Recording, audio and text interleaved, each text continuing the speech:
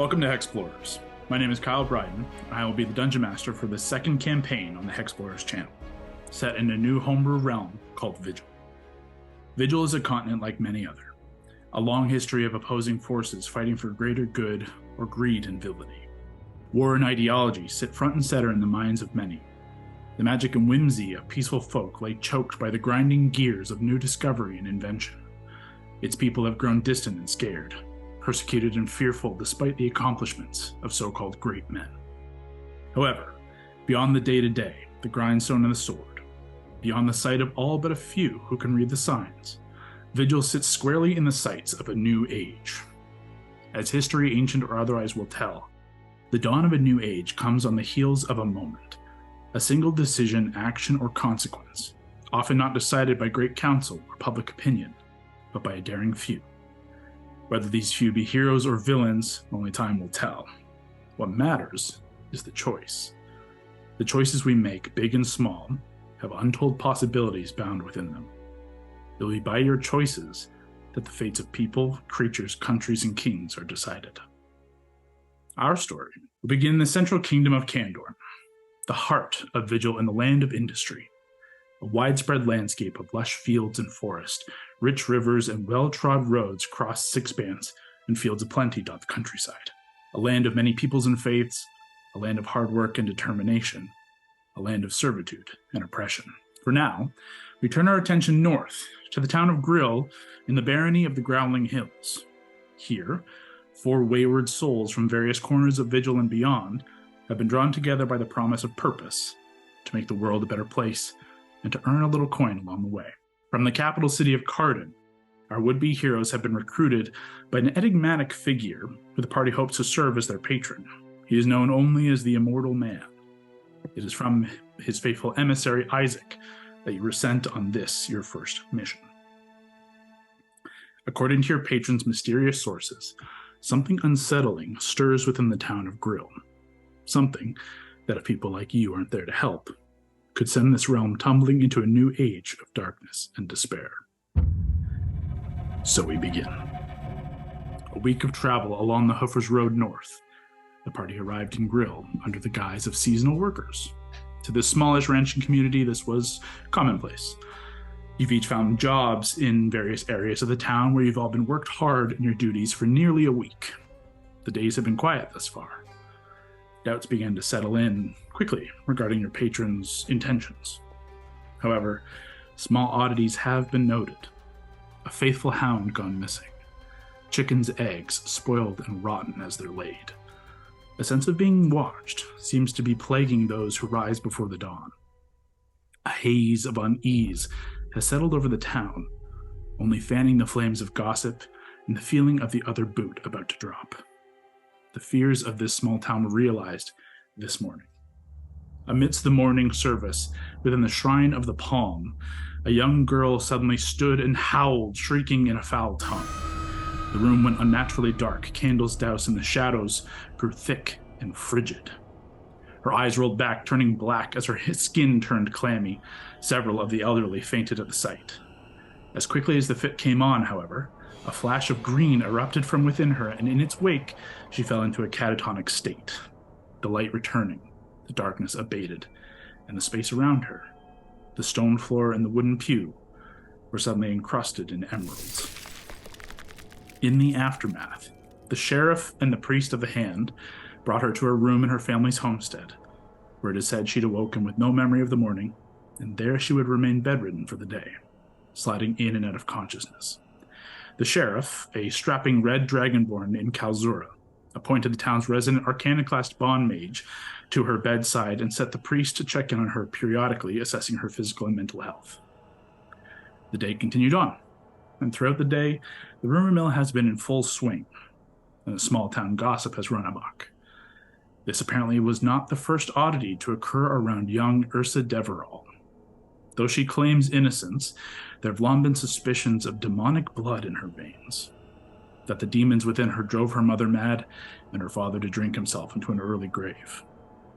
Eavesdropping upon various conversations, you've heard the discussion of what to do about her has ranged from imprisonment to exorcism to the hopefully facetious idea of ritual sacrifice.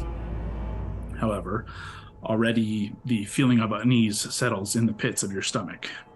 These people are afraid, and fearful people have the capacity for truly terrible deeds. As the sun begins to set and night approaches, you finish your work, and you're about to come together to meet and discuss the events of the day when you spot a gathering in the central square of the town. In the dying light of the sun, torches and pitchforks are in hand. A mob of angry, scared townsfolk have begun to amass in the center of this small village, when the sound of a guttural roar followed by the splintering of wood and shattering of glass cuts through the air. In the central square, you watch the body of the bond mage violently thrown through the upper window of the Deverell homestead, shattering the glass and breaking the windowsill and frame in its wake. He's hurled 30 feet before crashing into a cart in a heap. In pursuit, climbing down from the window is an odd beast. Quadrupedal and reptilian at first glance, but the skin and scale are semi-translucent, like green glass or gemstone. Across the long 9-foot body, from snout to tail, sit jagged crystal prisms and protrusions that each give off an effervescent green glow. However, within the core of the hulking body, you see a swirling darkness like a swarming pit of black snakes that stirs inside. As it stalks towards the crumpled mage, tendrils of black, oily ichor seep throughout the body and grasp at anything nearby. And atop this long, angular, alien head sit 6 eyes of deep black, and all of its attentions seem directed towards the injured bond mage.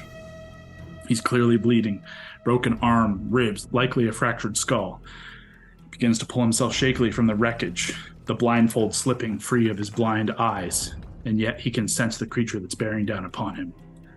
In this frozen moment, the creature unleashes another quaking roar, and the tension of the frozen city of Grill snaps.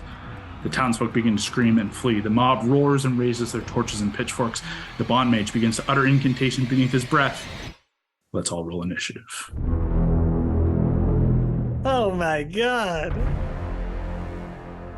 You don't even know who I am, and I'm wow, what a way to kick this off. I said we're kicking it off hot.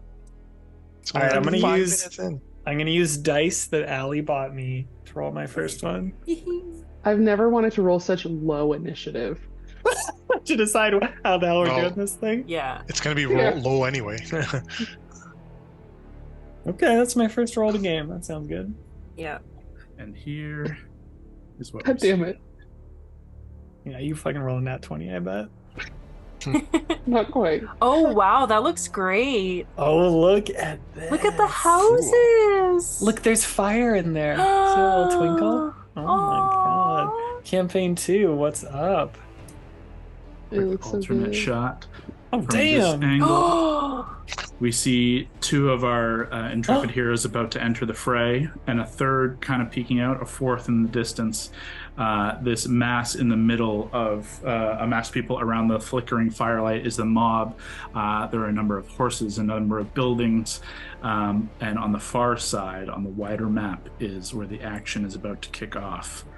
I will point it out in just a minute, but initiative first, 25 to 20. No more Honda rolling 30s. 21. 21. Nice. Oh, Curse nice. yourself. I wanted to low roll at the end. I wanted to go last. Too bad. 20 to 15. 15 to 10. 10. 13. 9, Mr. DM. Thank for you. All Get some right. music going here. Let's pick this Yeah, up. actually, you know what? I don't have any. My calming episode 1 intro music needs to change immediately. Okay. With the action kicking off, the various people of the town running and fleeing, the mob beginning to grow fierce, raising torches and pitchforks. You've been in this town a little less than a week. These people are not skilled military. They are, at best, maybe 1 or 2 hunters and a handful who are just tough ranch hands with attitude and sharp instruments. They are not capable of handling a significant threat, and you are not yet sure how significant this threat will be. Pointing out really quickly, the amassed mob is here. The church is this building up here where the incident happened this morning. This is the Deverell home over here, from which the bond mage, now lying on this table here, has been thrown through. And this is our creature rising can I ask you- forward. Sorry to interrupt. He was thrown out of the home. From the top window, out of the home, into Gotcha. crashing down there. For some reason, I had it the other way in my head. Okay, great. Cool. I have another question that I'm going to ask immediately. What do we know? Like, what is a bond mage? I'm trying to decide if everyone knows this or not.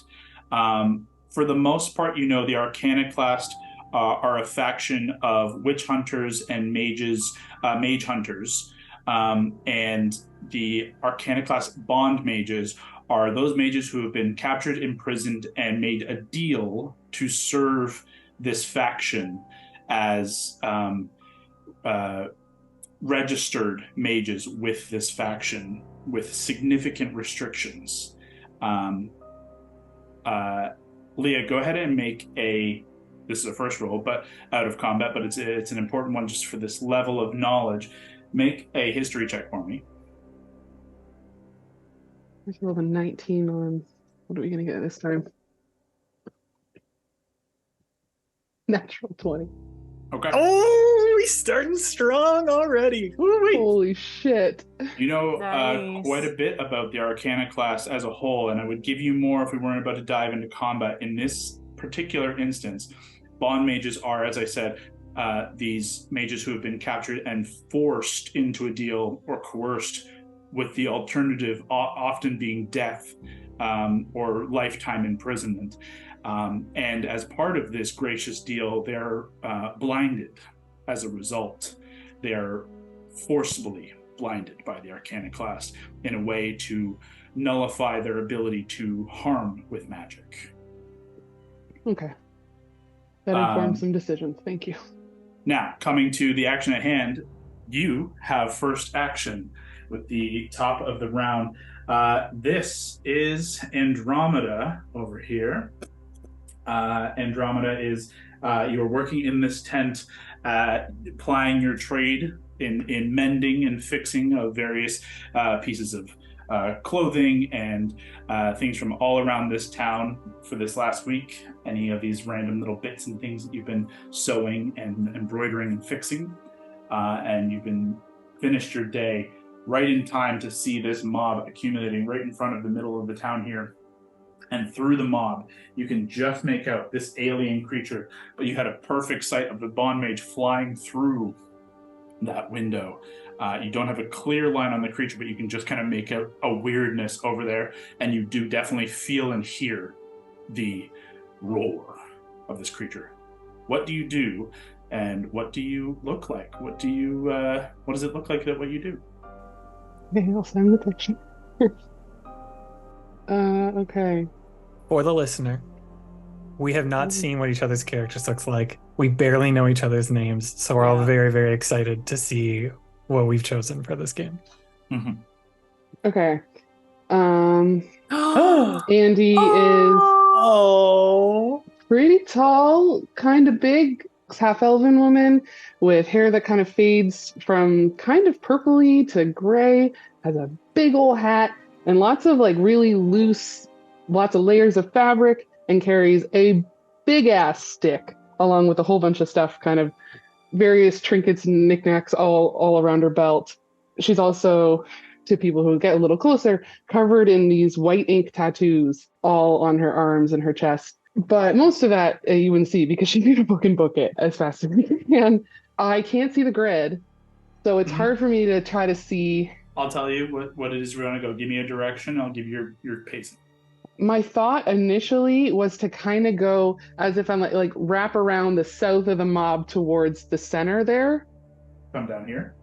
Kind of like even like up towards where that well is, but Okay. I don't know how far I can get. 5, 10, 15, 20, 25, 30 gets you right there. Okay. How far am I from whatever the heck this monster thing is? When you get there, Yeah. I mean, you can move me. Like, that's where Yep. I'm going. you are 5, 10, 15, 20, 25, 30, 35 feet. Okay. Shoot. I am going to... Oh, there's this whole mob of people right there. Okay, no, I'm gonna use my most boring first round ever. I'm gonna use my action to dash Okay. and try to get to where this person who's fallen is. Up to here. Yeah. Okay. 5, 10, 15, 20, 20. You can get right beside them. Yeah, like up. That's the rest of my movement as my action. Yep. I don't have bonus actions. That is my entire turn. I'm just trying to look around and like see if this person's alive or not. Well, what I'll allow you with your bonus action is you can make a rapid perception check if you want to try and gauge any additional information, or if there's something specific, like if you want to check on this person, you can make a rapid medicine check. Both of the elements here as making it rapid, the DC is slightly higher because you're trying to assess very quickly, Okay. but you're free to do either of those. Okay, I will go with the perception check. Okay. Just Go to ahead and try make to perception. get a bit more of a bead. Oh, that's a natural one, so that's great. Yeah, All about you are. balance. One. It's all You about are balance. full on sprinting, kind of out of nowhere, and I think the adrenaline and fear of multiple elements here, it just has stolen your kind of quick thinking. It's stolen your moment to like really try and be. I can't even think of the word. That's how fast it's stolen. It's just kind of lost in the moment of you rushing towards the action here and this person downed. That is going to be the end of your turn. Yeah, just running like, okay, it's fine. We're gonna figure this out. What the hell is happening? And just looking around. That's it. Okay. From this, you watch, as we are about to jump ahead in initiative, you watch the doors of the church open, and the priest who you've seen throughout the time you've been here, this kind of priest of the hand, a priest of Istar, this kind of the divine authority, this lawful good angelic god, steps out, just trying to assess the situation in these kind of bright orange kind of wraps and robes, with a staff on at his side, hair kind of black and tied up into a tight bun at the top of his head, and this kind of floppy fall over of hair. He strides forward and then just begins to like call out for people to come in first to shelter in the church, just like inside, leaving the doors open, just like beckoning with his hand. That is his turn, and that takes us to the creature. Oh boy. The So glad I'm creature right there. is gonna do. You're a tank, right? You A didn't say your thing? class, you're a tank. Great. Sure. I'm big. Tanks wear big floppy hats, right? That's how that works. It rushes forward in this kind of odd, almost like skittering movement.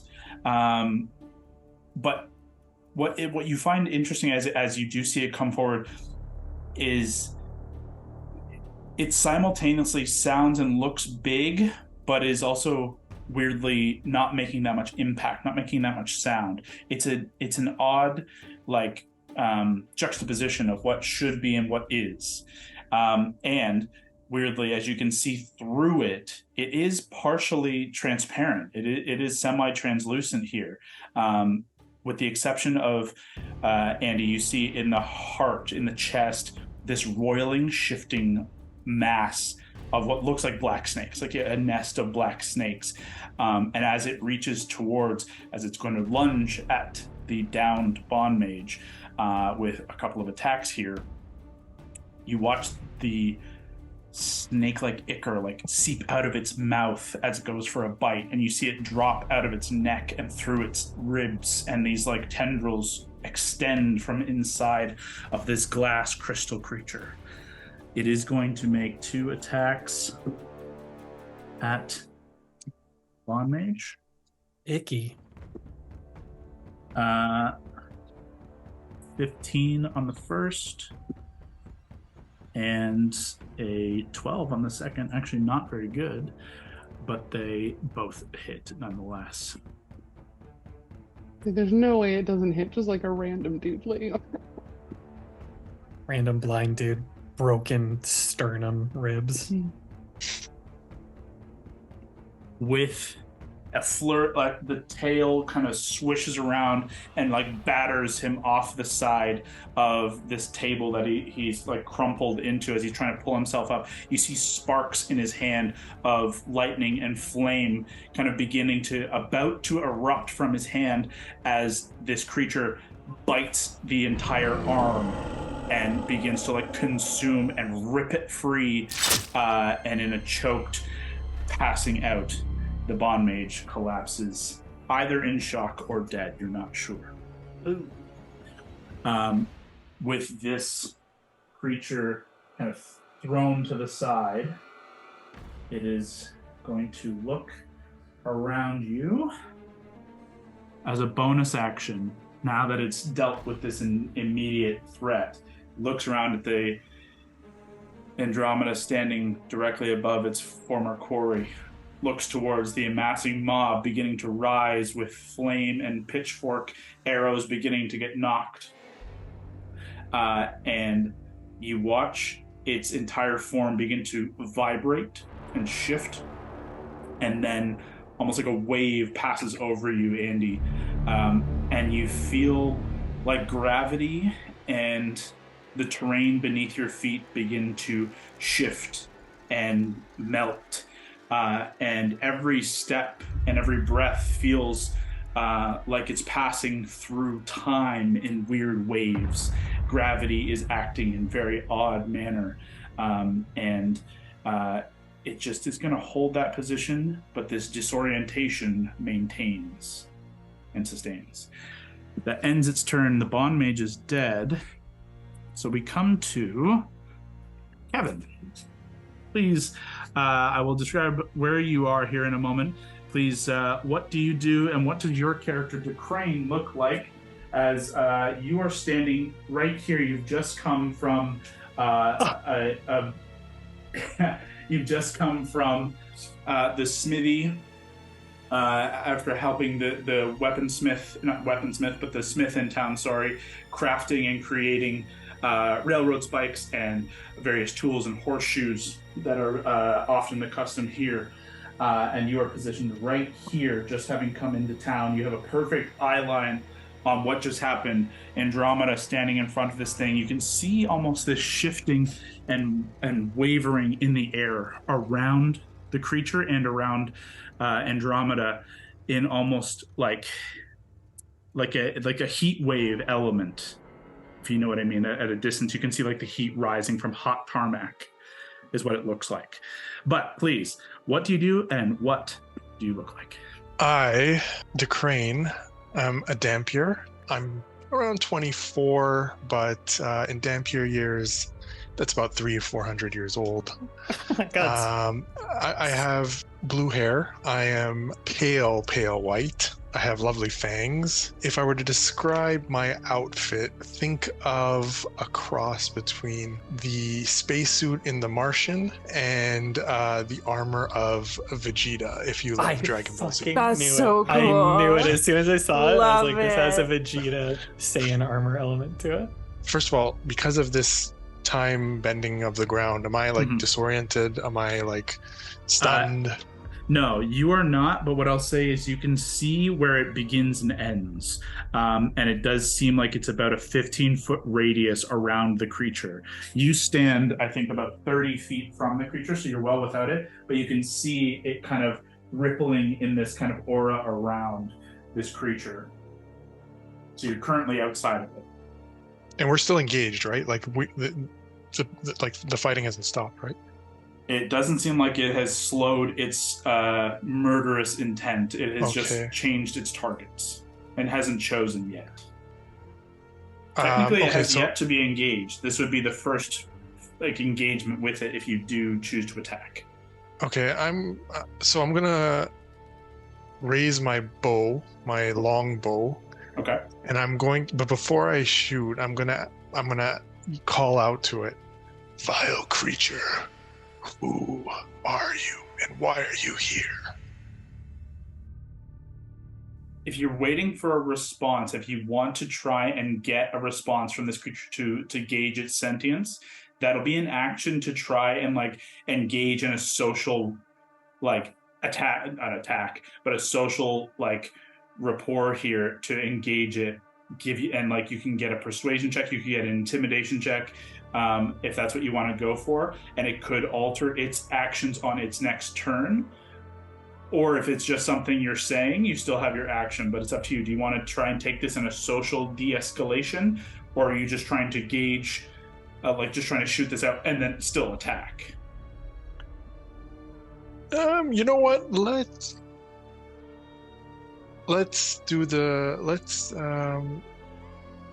intimidate, as you said, right? Yeah. Okay. I won't attack yet. Okay. Then I'll as your threaten with the action, bow. as an action, make an intimidation check to try and threaten this creature into backing down, or at least addressing you. Okay, so rolled an 8, and what is this? Is a Intimidation. intimidation plus 3, 11. Okay. With the bow drawn, holding at distance, you call out to this creature. And let me pull something up very fast. Restraint from a Kev character was just so shocking to witness. It's just incredible. It's hard. Believe me, it's hard. You see it turn what you believe to be its head in your direction. It acknowledges that you are speaking to it, but you immediately gather that it is uncaring of your intimidation or persuasion. It is not interested in engaging in a social element here. However, go ahead and throw me a perception check as part of trying to understand what's happening here, because you have kind of a unique moment here. Okay, rolled a 14. Okay. And perception is plus 5, 19. With a 19, that's very good. The moment you call out, you see the creature hesitate and almost awaiting instruction before making its choice to do something, and that's when it continues its obviously its obvious intention to continue mayhem, destruction, killing, and defense of itself.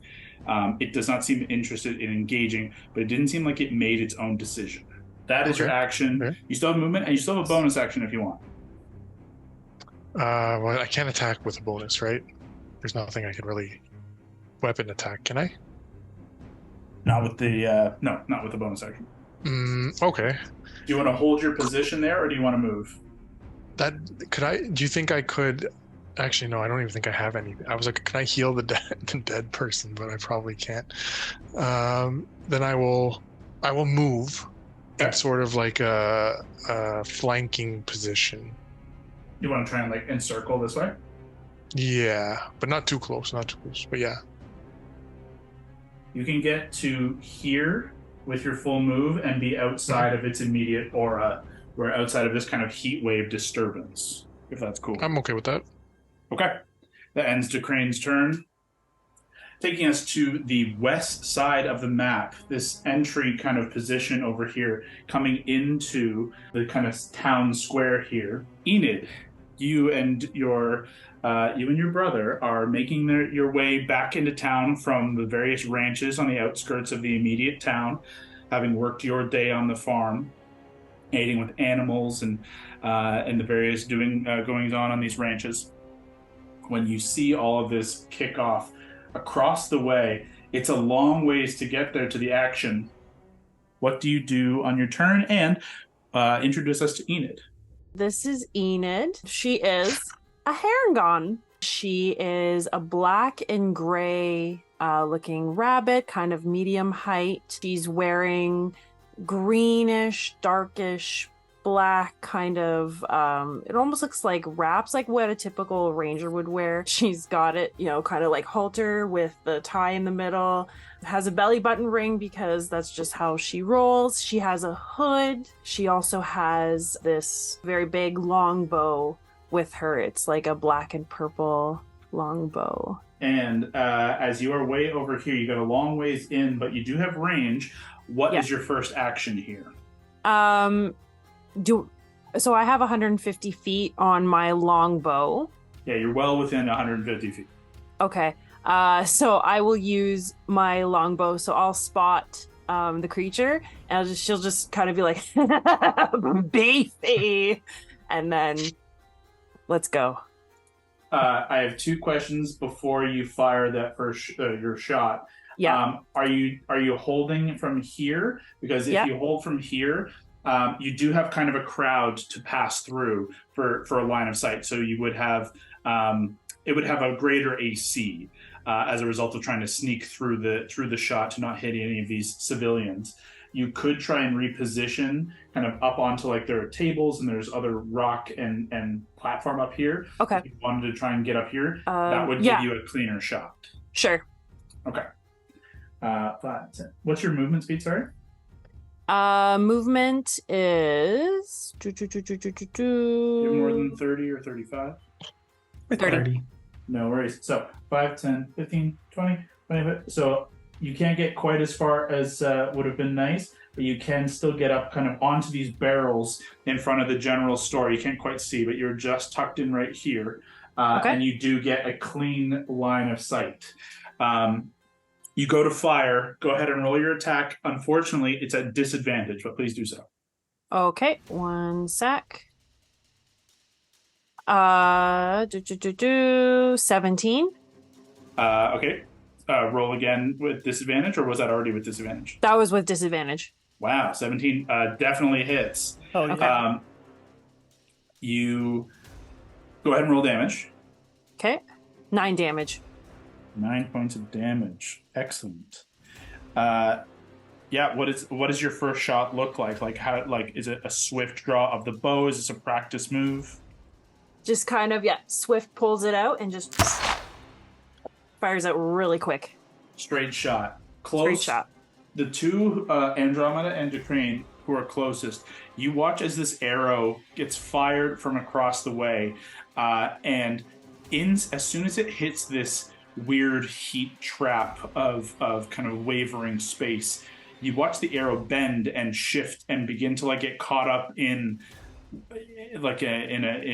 almost like a turbine, but it does manage to fight its way through and pierce in and chip a piece of this kind of glass structure of this creature, and you watch it quake and shiver as it takes that point of those 9 points of damage. That is your action. Do you have a bonus action? That's your full movement as well. So anything bonus, or is that it? No, that's it. I'm going to stay there. And she's just going to do a little dance on the barrel because she's so happy she hit it. Indeed. Okay. At this point, the mob has been kind of awoken to action, and they begin to full on. Some begin to swarm in towards the creature, and you all watch as the mob on the board is probably maybe 10 figures, but in person it's probably 20, 25, maybe even up to 30 people amassed. It's just very hard to have that many miniatures on the board and move them all around, but use your imaginations. And as they begin to kind of rush towards the creature, some begin to just throw torches towards it, and you watch as the torches kind of land within this kind of heat wrapping space around this creature, and it begins to kind of shift and become this weird illuminated globe. But those that would connect with the creature you watch it like rebuke them and fire them and kind of deflect them off of its form, and it just like fires them off almost projectile like they hit rubber and are rebounded.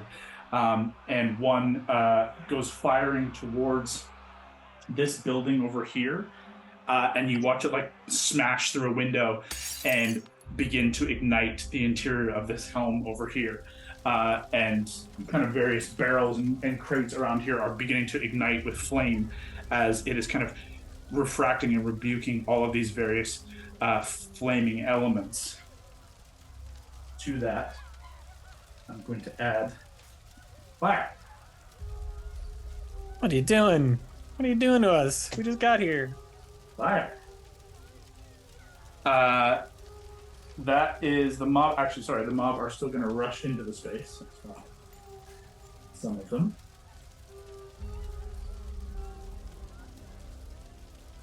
As they begin to kind of fan out, and a couple do get up on it to try and make some melee attacks.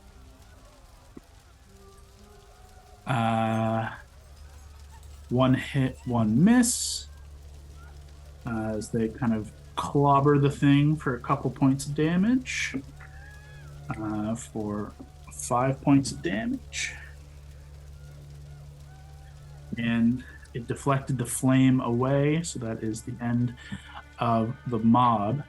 That's going to end the mob and take us to Scott. Please, if you would describe your character as you watch Enid bound away and fire on this strange creature. What is it that you do with your turn? And please describe Augustus. Coming out of the shadows, sighing as he watches his twin sister just bound off recklessly. Augustus will just kind of like brush some of the like long tousled hair out of his eyes and sigh and go, Nettie, we shouldn't be so hasty. And Augustus looks like this. He's a Harengon. He's almost the exact same as Nettie. He's her twin, except the opposite colors. While she has dark fur, he has this brown, tawny, gray fur. He has antlers coming out just below his floppy ears, these tiny, tiny little antlers. And yeah, he's this tousled like hair on top of his head, hair like fur. He looks quite young. I'd say both of them are. And he typically has a boyish kind of smile on his face that's pretty relaxed. Now he doesn't seem so relaxed. He's got a long, thin scar down his eye that fortunately didn't take out the eye.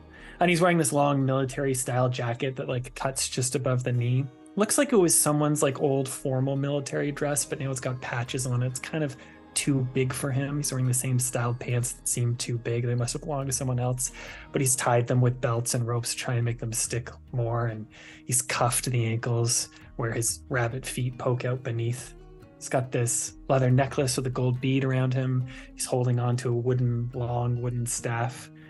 And he has this tiny glowing ball of light that's hovering around him, and it's kind of coming out of the darkness and just following after him, about the size of a hummingbird that seems to just like dart back and forth around him there.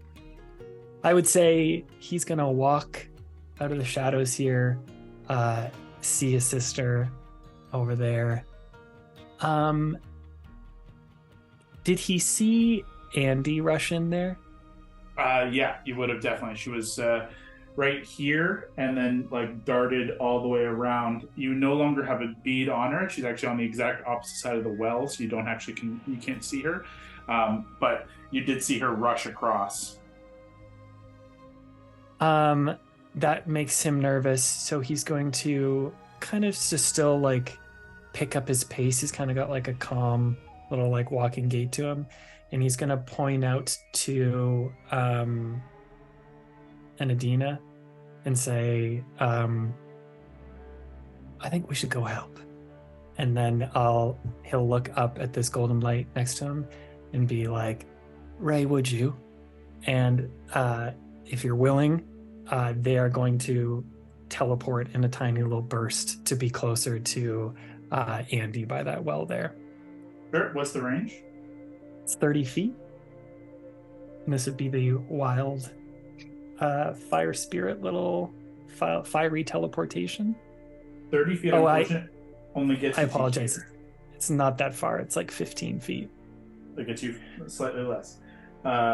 You're here with your full movement, so only 3 squares. It would only move us 3 squares forward. Oh, that's not as cool as I wanted it to be then. Then I am just going to say... is it an action or a bonus action? Because you could That's dash. a bonus it's a bonus action to make her do things, to make Ray do things. Yeah, but it's an action that you could dash and then bonus action teleport. Okay, let's do it.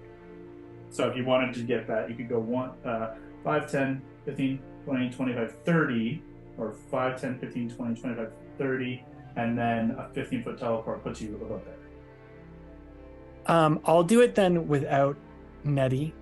I'll look to her, see she's kind of like safer over in this corner here, and instead I'll just come forward and I'm gonna Misty Step us over there, which is even farther. It's the 30. Okay. So he'll kind of just like cup his little rabbit hands, hold a staff, cup his hands. This little glowing ball ray will kind of like come into them, and then almost like when you look at the eclipse and everything goes dark, but there's that like silhouette of light around it. There you can see the sun. That's gonna like almost enshroud him, where the faint outline of him appears and then kind of winks out, and then it's gonna wink back into existence closer to that well. Sounds good. You arrive, Andromeda. You feel the kind of like rush of air behind you, of something kind of rushing towards you, and this sudden warm breeze, the sudden warmth rises right behind you. Though it is not unpleasant. It is just in the midst of all of this, it is odd. As you finish your turn here, Augustus, the creature's dark energy within you watch begin to roil and pierce out in 4 or 5 thick ropey tendrils of like tentacly tendrils that begin to thrash and attack and swirl around the creatures within its range. I would like my 4 of my my mob there, and I will ask Decrane and Andromeda to please make strength saving throws, please. Okay. Sounds like you're really good at that, Andy. It's gonna be good for you. I think I'm actually better at it than you, but it's still not great. So I rolled a 6, and my strength save is +1, so 7. That is unfortunately not going to do it. I rolled a 10. Unfortunately, that is also not going to do it. Both of you watch as these massive tendrils, they swirl out in like a sudden porcupine burst that is slick, like tentacles of an octopus, and they begin to wrap around and thrash and raise high above the creature's head, 10, 15 feet. It swirls around, and those that it grabs, it swirls with force and throws them 15 feet back where they land prone. Unfortunately, both of you suffer that effect. You feel this tendril wrap around your legs, and you begin to pull back, but then another kind of hits you square in the chest and throws you backwards 5, 10, 15 feet where you land prone. 5, 10, landing prone here. Decrane, you collide with this signpost, snapping it in half, and fall prone to the side here. Both of you suffer 10 points of damage. It was a very high roll. As a result of the force and throw.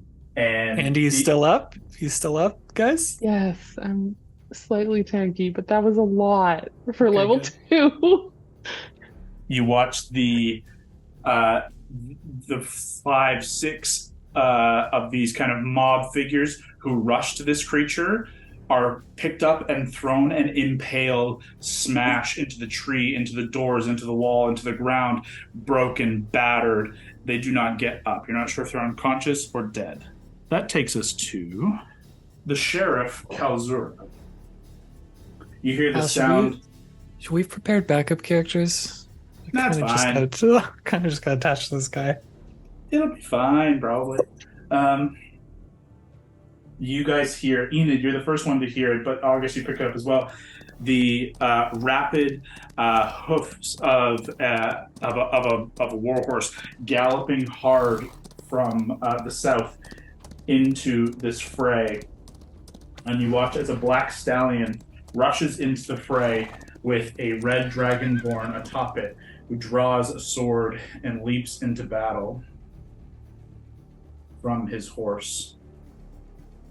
Leaps in and is going to land back there in combat over here with the creature and make his attacks. He brings 2 longsword attacks down against the creature. 1 hitting, 1 does not hit, for a total of 8 points of damage. As the sheriff shouts out across the space, just bring it down, bring it down! As everyone begins to kind of flee in fear. He is just trying to bring it down as fast as possible and focus fire. That ends Kalzura. The kind of central figure of the mob, who is kind of amassing this group, is standing here, draws their bow and fires upon the creature at disadvantage with the disorientation. Hits with that, even at disadvantage.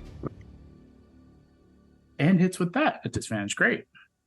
You watch this kind of human figure, a little shorter, stout, thick in the chest and gut. He's got a big, heavy beard and long hair beneath kind of a low kind of trapper's hat, and kind of a pack and all this kind of survivalist gear on. Draws a bow and fires 2 quick shots with this kind of sturdy bow, and does in fact connect. Wow, a good roll for him too. 2 hits, that is 19 points of damage. Oh my god. Is this another party member that's just showing up? There are other people in the world who are doing their jobs here. Good job. That is his whole turn, and that kicks everyone into high gear. These civilians begin to take off. These horses break free in fear and begin to kind of make their way off the map. This person on this horse runs the fuck away. And in fear, the mob dwindles a little bit as well. Coming back to the top of the round, Andromeda. We come back to you. Okay, I was just reading a spell to try to understand how it works. Okay. Trying to determine if a spell is save or suck, and I think it is. Well, we're gonna try it anyway. Fuck it. Okay, I'm going to stand up. Yep.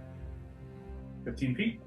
Yep, and kind of almost jump when I see this big, very capable man come flying by, and kind of just duck around the other side of his horse. Okay. His back's turned to me, right? Yeah. And the other guy just ran away. Great. Just gonna look around kind of nervously and say, all right, let's just try something else. And I'm going to that signpost that Kevin got busted off, like broke into. Yep. I'm gonna cast catapult. Okay. Cool. Are you trying to do this subtly, or are you trying to mask it in how we've talked about? I am doing it as subtly as I can, hoping that chaos and partial cover of a horse and everyone else's backs turned is going to be enough. Okay, then you have your choice of deception or stealth to roll to try and see how well you are able to kind of cover yourself. You have a good circumstance here, so like I have adjusted the DC personally. Okay. But go ahead and roll that. I'll do deception. My goal is it looks like it's coming from Kevin. Sure, yeah. Looking like this thing is getting fucked by him potentially. Oof, okay. It's actually pretty good. The deception 22. Yeah. with the practiced ability to kind of throw a little bit of your voice and kind of influence this thing from far away, almost like using the horse as a shield. You like tuck in close to the body of the horse and begin to whisper the incantation, holding out your instruments as required, kind of clutching your astrolabe and your staff, and you do indeed begin to kind of feel the signpost that is now snapped, and now it is like an appropriate weight. The top piece, you feel it in your grasp. Go ahead and make a spell attack. No, it's not a spell attack. It's a saving throw. Oh, okay. Dex? That's why I said I think it's save or suck. The Dex save. You got it. Oh, come back. What's your DC? It's only 13. Okay, here we go. Level 2. Hey, level 2. A 2 does not beat that. Ooh! A 3 total, but not going to do it. So go ahead and roll some damage. Okay. 15. 15 points of damage, yeah. In the chaos, and also kind of helped a little bit in obscuring where the fire is kind of lighting up the elements to the immediate right of where Kalzura now is. This signpost spear comes out of nowhere, and it connects with the core of the body of this creature, and you hear this kind of like shattering sound, and a inhuman squealing pain that just echoes out across this entire space very unsettlingly as it takes that damage. It is Augustus. This thing just took a deadly blow. This thing is hurt. It's not bleeding out, it's not dying, but it is now very bloodied if it had blood. And you have cast your spell. Action. You stood up and moved back about 5 feet. So you still have 10 feet of movement and a bonus. Yeah, I don't think I have any bonus actions. Yep, sure don't. I will. Yeah, I'm gonna stay where I am, okay, and just have a slight realization, and just be like, "Oh, I have Ursa that wasn't you," and that's it. Okay. That takes us from Andy at the initiative count 20. You see the priest still like kind of calling out, and you see some straggler like townsfolk who have been around are rushing in, trying to help elderly people who are out at the end of the day kind of get into the temple. And what's the range on this?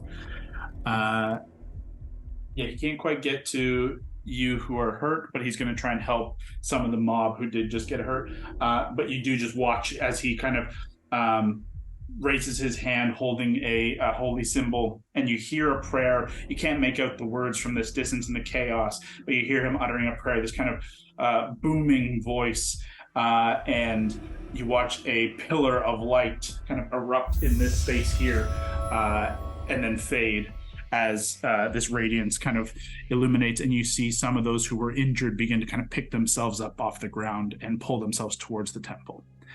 That is his full turn. That takes us to our creature. Creature is now in a weird spot here. You watch this disorientation begin to fall away. That heat wave begins to dissipate as it comes back to its turn. And it now looks about and sees, obviously it's got the sheriff immediately on it. It just kind of dealt with some of these figures against it. It just got clobbered with this piece of wood, but no obvious target. And it begins to kind of like scan around, looking to do something. And with its action, and with this kind of most recent light kind of eruption, it turns and kind of takes a couple steps away from Kalzura, who will make a strike against it in a moment. Just to kind of line up this line here, and you watch the resonation of glass and gemstone within it, as if a sonorous kind of like wave is beginning from its kind of hips and emanating up and working its way up through its long elongated body towards the mouth, where you see gathering energy, and a sonorous dissonance unleashes a beam against all these creatures in the space. And you watch as pretty much everyone in the space who was in the mob clutch their head and crumple to the ground, just falling entirely prone, falling down the stairs, tumbling. This person just collapses and collapses there as well. At the top of the stairs, the priest, who would have been caught at the back end of that, you see the priest like thrown back inside the church and out of sight. That is going to end. Oh wait, Cal is going to make his attack. Not great for those guys. Not a good enough roll to hit this creature. So Cal takes kind of a stab at it with his longsword, but the footing is kind of all over uneven here, as he's kind of standing on the edge of the well, and now kind of burning terrain, and he just kind of slips with his strike, unfortunately not making full purchase as the creature kind of skitters away. You use 10 feet of movement. It used its action. Can't do that. It is going to continue moving in this direction. There. And end its turn there, taking us to Decrane. So you said the creature is pretty much almost dead, right? It is looking pretty significantly hurt. As you pull yourself up from prone, you can see you are 5, 10, 15. You're about 55 feet from it, but you were kind of pulling yourself up as it began to move away. And you're watching as it began to move away. Bits and pieces are kind of crumbling and falling away. It's leaving this kind of dust of glass shattering as it's kind of walking in a faint trail. What you're also noticing is more and more of that black ichor is like leaking from this broken section. And where it's leaking, it's kind of still writhing and like alive in its weird movements. But you still have your turn to do what you want. So can I get to it? Like, would I get close to it with like my movement, or is it too far? It's too far. You had to spend 15 to stand, and it's 55 feet from you. So even with a full dash, you're not going to get in melee. But you're well within any of your ranged attacks. Okay, I will pull out. Let me see, like the light crossbow. Okay. And swap and pull. Loaded, ready to go. And I'll just say, my patience is gone. And I'll let it fly. Excellent. Go ahead and make your attack roll. Oh, right. I don't think you can see yourself from over there, so I'm just going to like shift you into like somewhat view. There you go. Roll 13, and I think it's +7, so 20. That is going to hit for sure. Go ahead and roll D8 if it's a light crossbow, plus your dexterity. Yes, 1d8 +3. So I rolled an 8. Ooh, max damage. +3, 11. Yeah, with the with this kind of final shot and its attention diverted, you see it begin to kind of like you've broken like one of its like legs has like cleanly fallen away as you've like chipped in, and your arrow pierced through its kind of hind quarter and like is like ping-ponging through its internal like form. like shattering and cracking elements from within inside where your arrow was ending up within its body. It is significantly hampered in its speed. It's now half speed and is like falling apart. It's near death. Yes. Do you want to move any further, or do you have a bonus action? Can I? No, I guess I can't. Can't do anything with my bonus. I want to move a bit closer to it, though, or at least as close as I can get. Yeah, you can get like 2 more squares. That would be as close as you can get. Right there. Puts you within the 25 feet. Okay. Decrane, Enid, come to you. Okay, so same thing again. Just gonna try and hit it again with the longbow. You got it. Go ahead and make your attack roll. It is not at disadvantage this time as the disorientation has faded. You draw your bow back and you're perfectly kind of framed up here in the corner. Ooh, 25 to hit? Yeah, it's definitely going to hit. Okay, and then 11 damage. Is that not like a crit with you? Is like what's your to hit? Oh, sorry. 11 damage and then 6 critical, so 16. Or sorry, 17. So it was a natural 20. 20. Natural 20. Damn. How do you want to do this? Yes. So just gonna kind of shoot the bow, not expecting anything to happen, right? So obviously, whatever happens explodes or whatever, however it dies. And she's just gonna jump for joy and just let out like happiness. With your victorious squeals and exuberance, the creature does match your pitch with this awful sonorous like screech of like a high whine of a wine glass shattering at incredible volume. But beneath that is this like horrid squelching ripping tear as the whole body is just, and stillness falls around the small town of Grill. As you take in a breath and look about your space, debating what the fuck just happened, you watch as a heartbeat passes.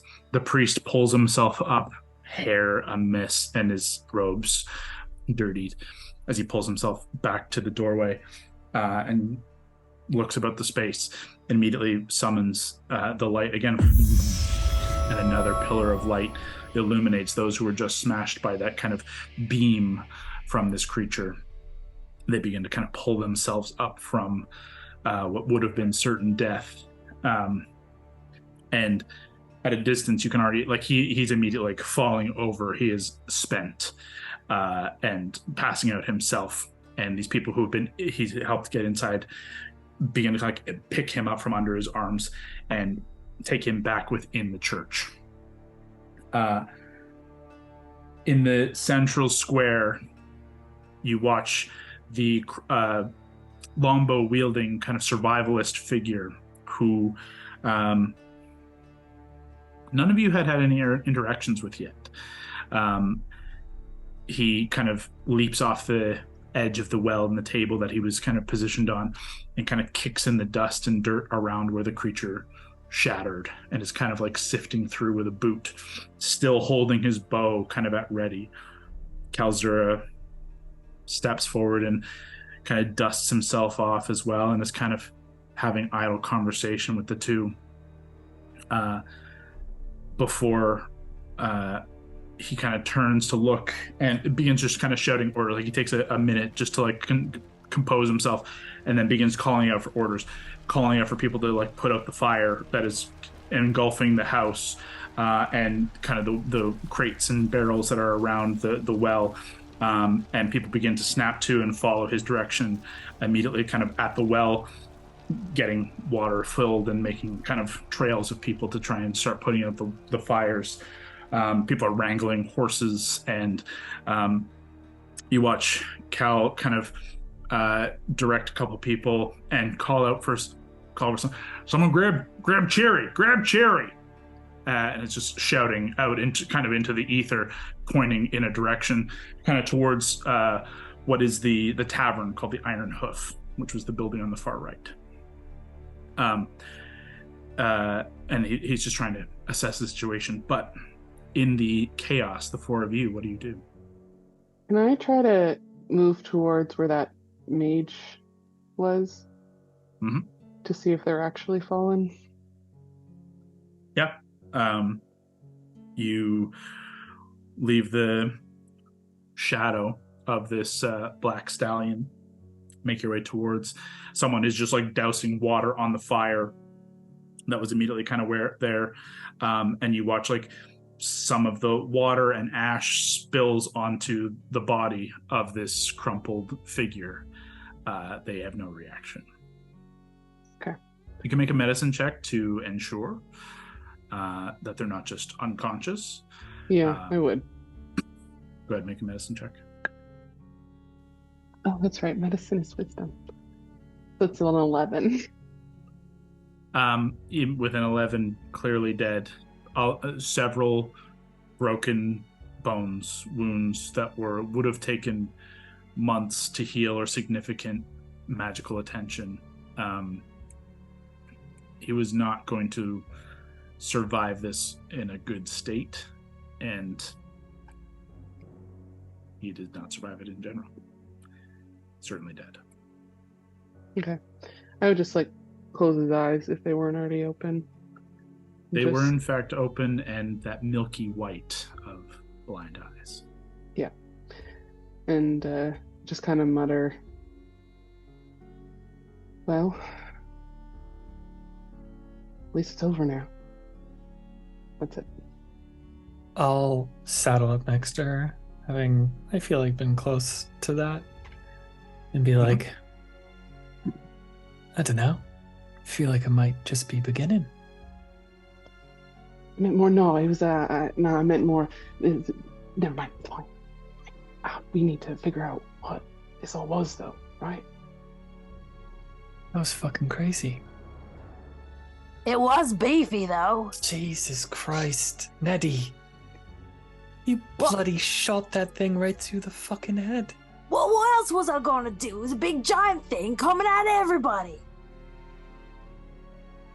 It was a good shot. Both. Quite good. It was bloody brilliant. As the three of you gather, DeCrane, are you joining these three? I'm going to do a bit of an investigation. On? Walking around the area. What is it you're looking for? I want to check out the black substance, see if I can discern anything from it. Yeah, absolutely. Go ahead and make an investigation check straight up. Mm-hmm. Okay, roll a 15. Nice. And my investigation is a 0, so 15. That is more than enough. In its wake, it did leave like a trail of this kind of ichor. And as you kind of look at it without like touching, but just kind of looking and glancing at it, even though the creature is destroyed, elements of it are still kind of like rising and like drawn upwards and shifting and moving. And it's this thin trail, almost like a blood trail. And the closer and closer you follow to where it was ultimately destroyed by Nettie's arrow, the Kalzura and this survivalist figure are kind of standing over the area, and both of them are also kind of gathered around what is left of this mass. And the best way to describe it is like a chunk of like a ball of worms of black oil and tar, and they still kind of shift and move, and like Cal kind of toes it with a boot, and you see one of the tendrils just kind of grab the toe of the boot before it slips back. Like it doesn't have any strength, but it's still unsettling and still shifting and moving. You say it's like tar kind of thing right there, right? Like, Mhm. So what I want to try, Mhm. I want to set it on fire. Like I'm gonna drop a match on it. See if it ignites. You can like try and light your tinder box over top of it, and more accurately, there's burning stuff all around. So you could just kind of grab some element of thing that is already on fire and try to touch it to it.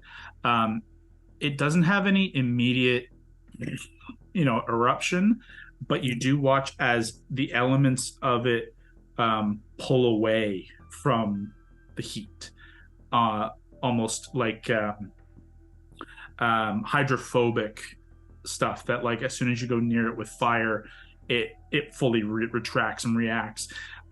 It doesn't continue running. It like gets away from it immediately and then just sits. But it does have that kind of hydrophobic quality to the flame.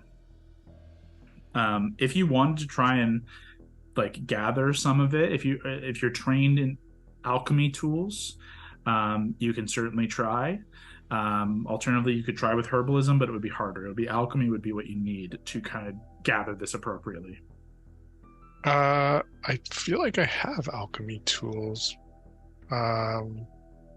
No, sorry, I don't. Never mind. I have navigator's tools. It's something you could maybe look into or address to the rest of your party. However, as you're kind of close and poking around with fire at this thing, Cal kind of is making he's finished with the conversation and poking at the big thing, and he starts to make his way towards you and says, "Hey, thanks for standing up for the town here. I know you're kind of new to town. This ain't your home, but you fought like it was, so I appreciate that. Thank you." I just say, it's clear there's a curse on the horizon, and your town's not going to be the first to deal with this, so I'm glad we got a head start. Yeah. I hope it's not no curse, but certainly don't feel good. He is kind of looking around and looks up towards the broken window and says, "Look, I gotta check on the girl before people here get a little spooked more than they already are. Can I ask you just to watch the door for me? Make sure no one comes up who shouldn't come up." You can count on me. I appreciate it. And he kind of clasps your arm in the kind of like cool guy hand arm shape. Yeah. He kind of gives you a nod. And even with just like your passive insight, like you gather like an immediate respect of like a soldier's respect to another.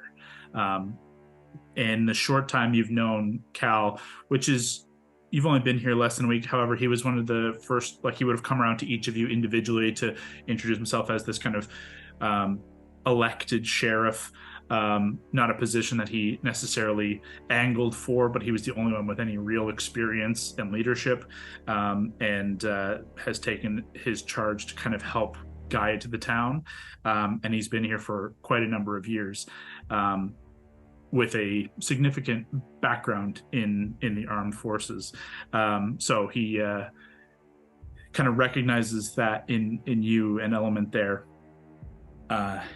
And just kind of forges this relatively quick bond in that, recognizing that you were there to help. As he's about to kind of head inside and you kind of position yourself out front of the door, he says, he shouts over to like the entire crowd, like as loud as he can, just, "Anyone who can walk, town meeting, Iron Hoof, 10 minutes, get there." And he's about to turn inside, and he kind of turns back to you and says, "Yeah, keep an eye on, make sure no one comes in here. And if you can, you had friends here. I saw them out and about if they have any ability to kind of help. We got lots of folk hurt, and well, the folk got taken care of that fire, but we got people hurt, and maybe some other stuff you guys could just try and help as much as you can. I would really appreciate it. Anyone snooping around will lose an eye. I kind of respect that. All right. And he just makes his way up into the house, closing the door behind him. And I lean into Nettie. Do you think we caught that exchange?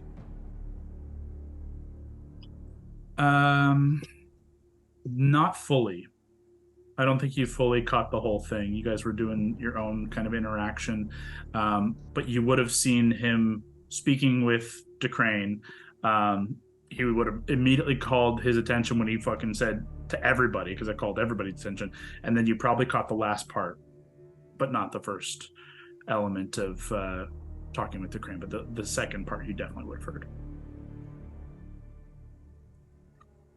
Maybe just like lean into Nettie and be like, I kind of want to snoop around.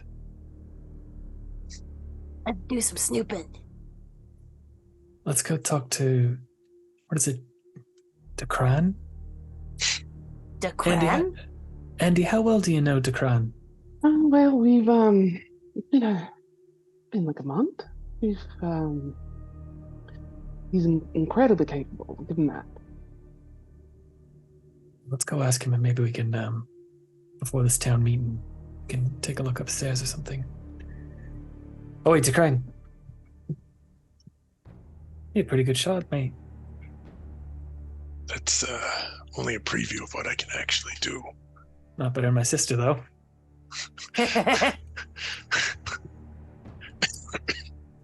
Oh, you all right?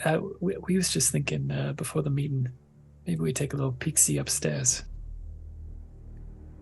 Well, I assured the sheriff that no one was getting up, but I don't think it would hurt if one of us takes a look.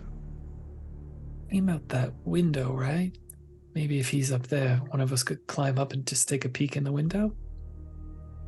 Be my guest. My mate, all right. Kyle, how far is that window or gaping hole where the window was from the roof of the house? Give or take 12 feet. Between the window and like the top of the house? Oh, I thought you meant from ground to the kind of bottom of the window.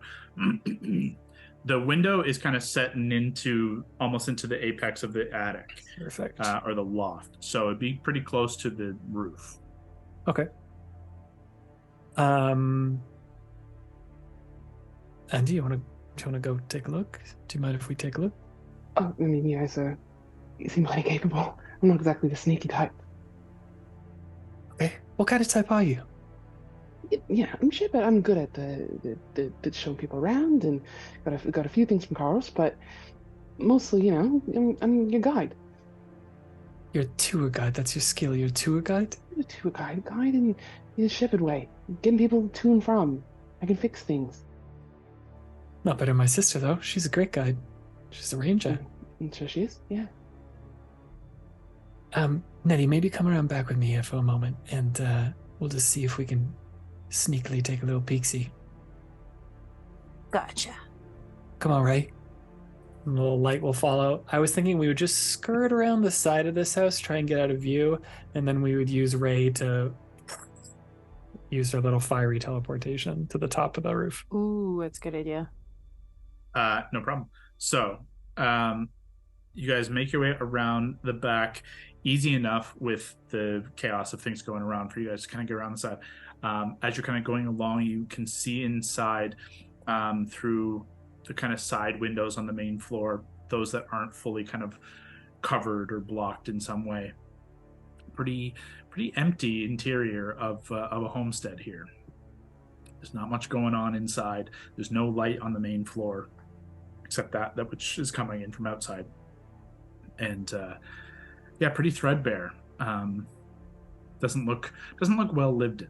As you make your way around the back side, there is indeed a window on this side that is open. The shutters are open, and there's it's open on the interior, on the backside, that faces out towards the kind of river that begins to flow out to the north west. Together with Ray, using your kind of teleport up, go ahead and make both of you stealth checks at disadvantage. You're about to use fire to teleport to the roof of a building sneakily. Okay. 10. Okay. Ooh, 6. Mm-hmm. Fuck me.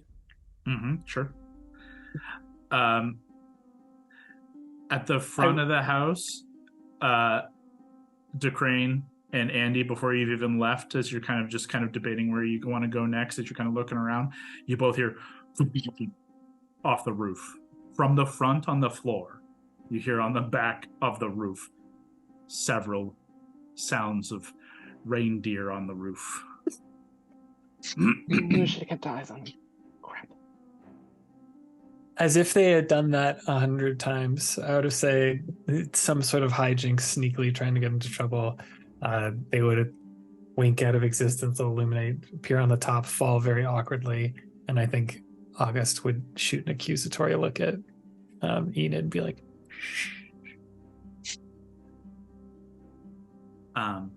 what I'd actually like from both of you is a perception check. And I'll come back to that as I decide. Andy, is there anything you're going to do while these guys are doing their little sneaky? And DeCrane, are you going to hold your position at the front door? Yep. Okay. Perception check from you, DeCrane, while you're doing that as well, just to like assert eyes on the situation. And Andy, are you staying with him, or are you going to go do anything else? What direction is everyone moving for this town meeting? So from the homestead that you're standing at, looking back towards the well that it's kind of in the middle, the immediate left building to this one is a long kind of stone structure, low roof, one floor, that you have frequented as the tavern, the Iron Hoof. It is simple fare and ale and mead, and obviously many meals are shared within, and it is the site of town meetings that don't happen during kind of sermon times within the Temple of the Hand. Okay, and how much time has it been since he shouted town meeting in 10 minutes? Less than a minute, within 1 minute. You're a tenth of the way. Okay, I'm going to. And is there an area, if everyone's moving towards that, is a lot of the rest of the areas emptying out? Like everyone's kind of making their way that way? Well, so he called that out, but there are still plenty of people who are not making their way directly there. They are making their way to, one, deal with the burning house. There's like a big line of people moving buckets back and forth from the well to the house, and the fire is being quickly extinguished. However, there's a line doing that. There's a line that's coming from the church directly to the Iron Hoof, or from the group of the fallen who are being picked up and helped up by people, and from the church to another building that you know to be Cherryberries, the apothecary and basically town sawbones. Okay. There's nowhere I can hide quietly for 10 minutes. I'm sure people are going to be walking around all over the place. So instead, I'm gonna wait maybe about 5 minutes before doing something. Okay. For now, I'll just try to just eyes darting back and forth. We'll help out with a hand to people, maybe put out some fires here and there. And it's just kind of biding time until there's I'd say 5 minutes left. Sure. Okay, well, while you're kind of waiting and kind of milling about, DeCrane, 15 plus what for your perception check? 5. So 20 total. Awesome. And for the two Herringon perception checks? I got 16. 25. I rolled a 19. Oh, nice. And then added 6. Okay, excellent. Immediately after the moment of you guys kind of landing on the roof, you hear raised voices inside of recognizing as Kalzura, and then a younger female voice. You can't quite make out exactly what it is they're saying until you hear Cal just kind of, damn squirrels, and then continue with what he was doing. You're trying to kind of listen as best you can without like fully peering in for the first moment after the initial kind of landing. But as you kind of begin to kind of peek over, Enid, you can drop your ears down. You can kind of hear a little bit. August, before you even get fully to kind of look and peek in and your ears down, something catches your eye, and immediately turns your stomach, and you can't explain why. On the windowsill of this window, there's like a white dust, like a very fine powder, almost like ash, and it's like caked in it. You can see like little, almost like little things like imprinted on it. And in the light that is kind of spilling out, and in the faint light that Ray is creating, and in your immediate kind of arrival, there's about a half dozen white moths begin to kind of flutter and fly all around and are drawn immediately to Ray. And the moment you kind of catch eyes and see this, you look around, and like kind of 10, 15 feet from you, like another little cluster of 6, 7, 8 moths, and then another over here, 10, 12, and they're like getting closer and closer and drawn partially to the light, as moths are wont to do. But the dust on this windowsill is like hundreds of moths have frequented this space. Ew. Gross. I'll just look at Nettie really grossed out. Like, why? Somebody forgot to clean. Can I kind of just look to Ray and kind of just like point her with an ear and see if she'll just float away and see if she can draw the moths away?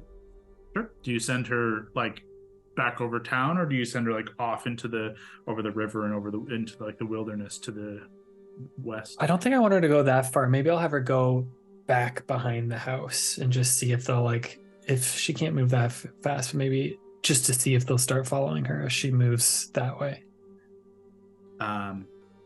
Over the next kind of 15, 30 seconds you watch, they get about 10 to 15 feet away from the house, drawn to her light, but won't go further.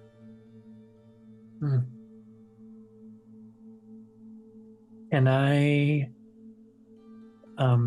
try and poke my head like below the lip to see through this window? Yeah. Both of you can kind of lower your heads a little bit and upside down, invert the image to see at the far end of the room, the opposite side of the house, basically standing framed within the shattered wall and window. You recognize Cal, and there's like 2 candles in this room that are giving any light. It's very minimal, if anything. See Cal's kind of scales kind of glisten, and his simple armor kind of refracting. It's very dull, so it's not like reflective. It's not knight's shining armor. It's well worn, well used armor. This one gives a little bit of refraction, and he's kind of like he's standing over and speaking to this young girl. She's human, as best you can tell. Red hair, kind of a little bit wild, but tied in a little bit of like a ponytail in the back. But its strands are all kind of wild and curly that are fighting their way out. She's wearing kind of a long sleeve green tunic dress that's cinched at the waist, and like brown leather pants, no shoes or anything on at the time. She's sitting on this simple mattress bed, like this actually relatively nice wooden bed frame. And both of you quickly kind of assess, like, the furniture up here is actually really well made. And oddly well taken care of. A nice wardrobe, and there's a dresser on one side, and there's a mirror with like a full wooden frame, and a night table where one of the candles is set on top, but it's all pushed onto the other side of the room in this very tight little corner. And the rest of this massive room, anything else has been shoved to the corners and left to dust and stillness. It's difficult to make out their conversation. They are speaking low. If you want to try and pick up any of the conversation, I need another perception check from both of you. Am I able to send out my little friend to go and maybe hear and then relay what they're saying back to me? You can certainly try. Okay. Go ahead and make a stealth check for your little friend. Okay. Mind telling the listener who your little friend is? My little friend. Okay, so let me roll this. Ooh, not great. That's a 6. We might not get to see them.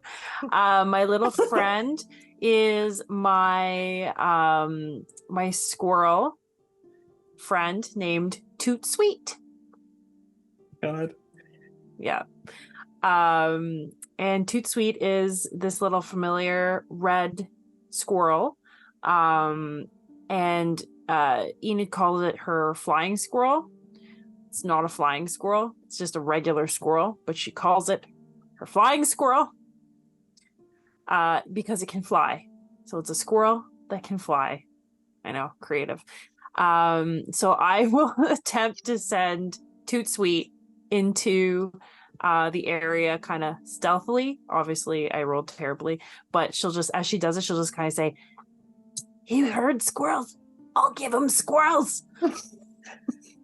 Toot Sweet! And then she's got like, she summons Toot Sweet with her, she has like little gems on her belly button ring. My God. So she just gives it a little tap. And out he comes. And out he comes. This little red squirrel pops out into your hand, and just kind of like underhand softball, you just kind of throw him into the window, and he relatively softly, but a 6 is not particularly high, and Toot Sweet kind of lands on the wood of the floor with a little bit of a thump, and Cal, I'm gonna roll for it, but I think he's gonna notice this. The squirrel.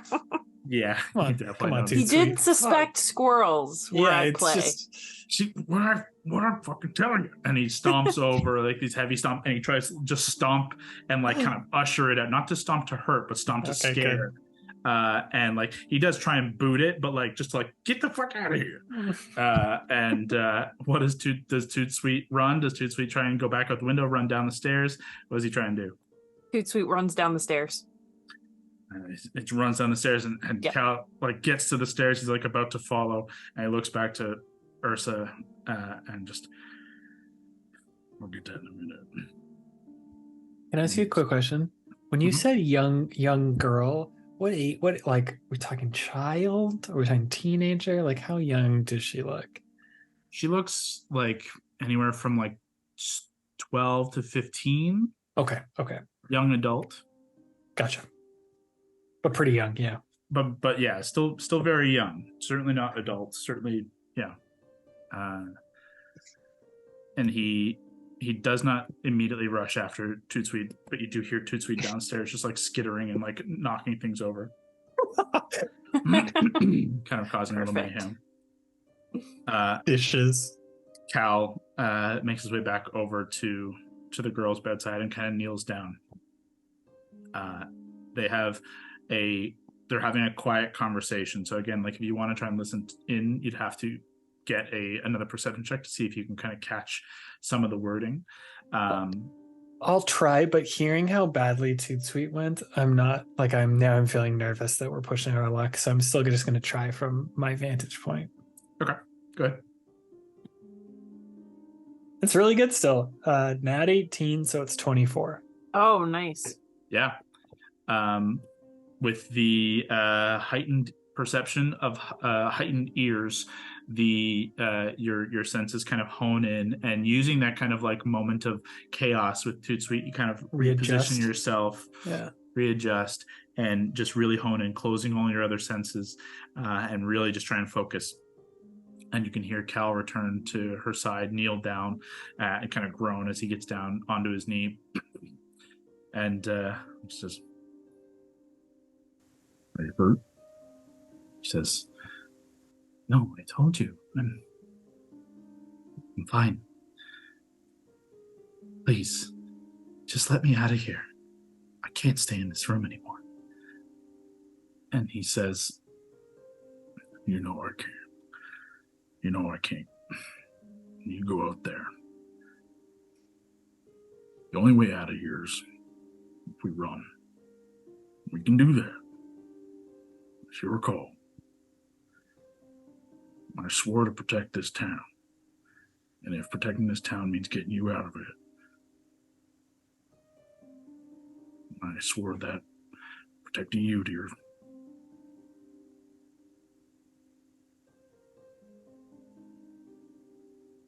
Whatever you want to do, I'll do it. And she just kind of looks at him and says, "Where do we go? This is all I've ever known. Fucking sucks. That's all I have."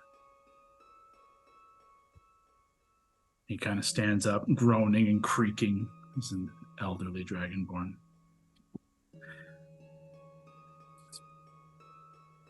"Let me think on it. But just stay here. Let me figure this out. Don't worry. I'll think of something. Just stay here." He gets a little like final breath, waits for her response. "All right. Thank you, Cal. I'll stay here." And away he goes. Down the stairs, heavy stomps.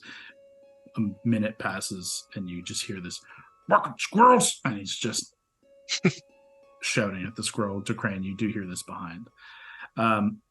This is about the 5-6 minute mark. So we can come back to Andy. With a couple minutes before this town meeting is set to happen. What did you want to try and do? Actually, before we get to you, really quick, I just want to touch on the 20-ish perception from Decrane. You note much the same as Andy did, people making their way to various places. A lot of people have made their way into the Iron Hoof. There's quite a triage tent being built up around this Cherryberry's place, and she is working as fast as she can. You can see this halfling with like kind of mousy hair bouncing around, trying to help as many people as she can. This kind of somewhat high-pitched kind of southern twang to her voice as she's like shouting at people to like, "All right, simmer down. I'm trying to do my best." And she's like rushing around to try and help as many people as she can. And there are many people who are very clearly unhappy that she's not immediately fixed them. People in this town are kind of dicks. The last thing you pick up with the 20 perception is every time the door to the Iron Hoof opens, you can see that figure who is kind of leading the charge with the mob. He's standing kind of just inside the door and is catching everyone who's coming in to have a quick conversation. He's pulling them, like, "Hey, come here. And he's specifically making like a point. You've noticed every time the door is open, you can see a direct beeline to him just in the light of the interior of the firelight. And he immediately kind of grabs him by the shoulder, taps someone, or just kind of beckons, and is seemingly making the rounds by having people come to him. You maintain your position, but you notice all this. As Andy, yeah, what are you doing? I think I'll like pour one last bucket of water on whatever fire I'm trying to help put out. And I'll kind of like settle up to the crane and just say, Yeah, I'm gonna take a minute to go pray. I'm gonna go pray for a quick minute. I'll be right back, okay? Just call if someone's coming near where I am, okay? And I'm just gonna kind of dart off to like just behind a building where no one is, just for a hot sec. Sure. Do you want to be at a different building than the Deverell home where everyone is kind of at? Yeah. Okay. Like There's some whatever's other, closest, but if you head out a little bit, like just over the fence line of the town towards the river, there's like some privacy where people aren't really at.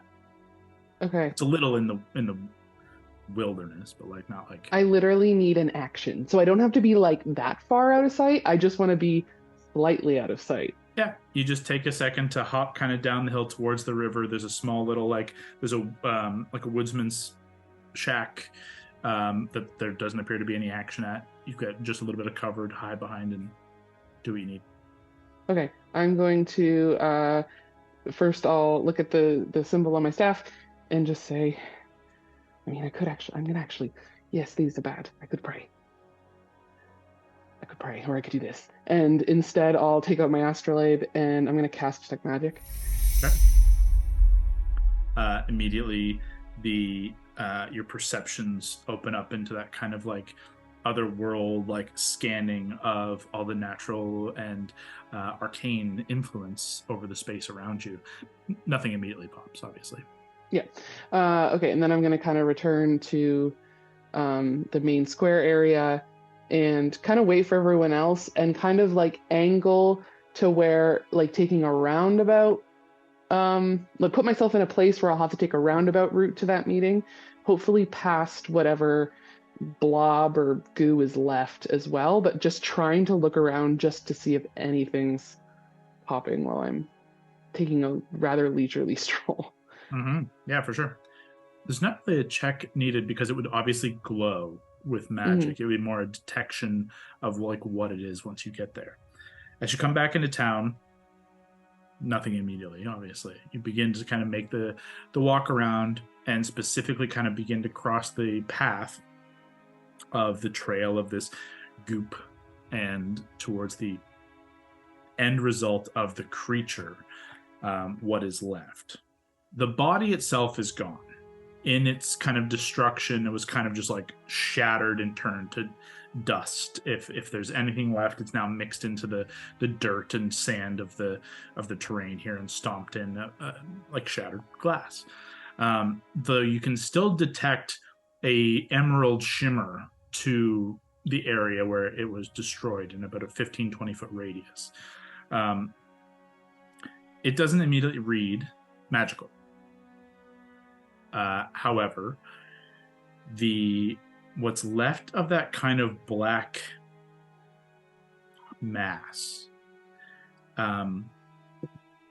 it's not so active as it was when I described it earlier. But as you get closer, you do see like one feeble little like wormy tendril try to rise in your direction before. Has everyone just like left this thing here? Yep. They're so dumb. Okay, I'm gonna look around and try to find like the equivalent of a big empty flower pot. I just want to like put something upside down on it that's like heavy enough that it can't like just fuck off, or like a big empty like barrel. Sure, something that I can just flip upside down and put exactly where it is without touching it. Easy enough. As you do that and you get within the detect magic radius, give me an Arcana check with advantage given the detect magic. Thank you for advantage. That wasn't great. Okay. Oh, my Arcana's really good. Okay. 19. Okay, great. There's no magical aura to this element. It doesn't give a school. It doesn't give any radiance to say it is magical. But it's not inert. It is a void of magic. it is separate from the spectrums of this realm, where magic, gravity, electromagnetism, all these things exist in a natural order. Magic is still a natural element of this world. This is not. This is an antithesis. This is emptiness in a space of matter. And in that, it like draws your detect magic away from the space that it is within. Okay. It's creepy. I'm going to cover it for now with something. Put something heavy on it. And look out to see if... Remember that, like, oh yeah, there's some people on the back of that roof. And just wait to see what happens.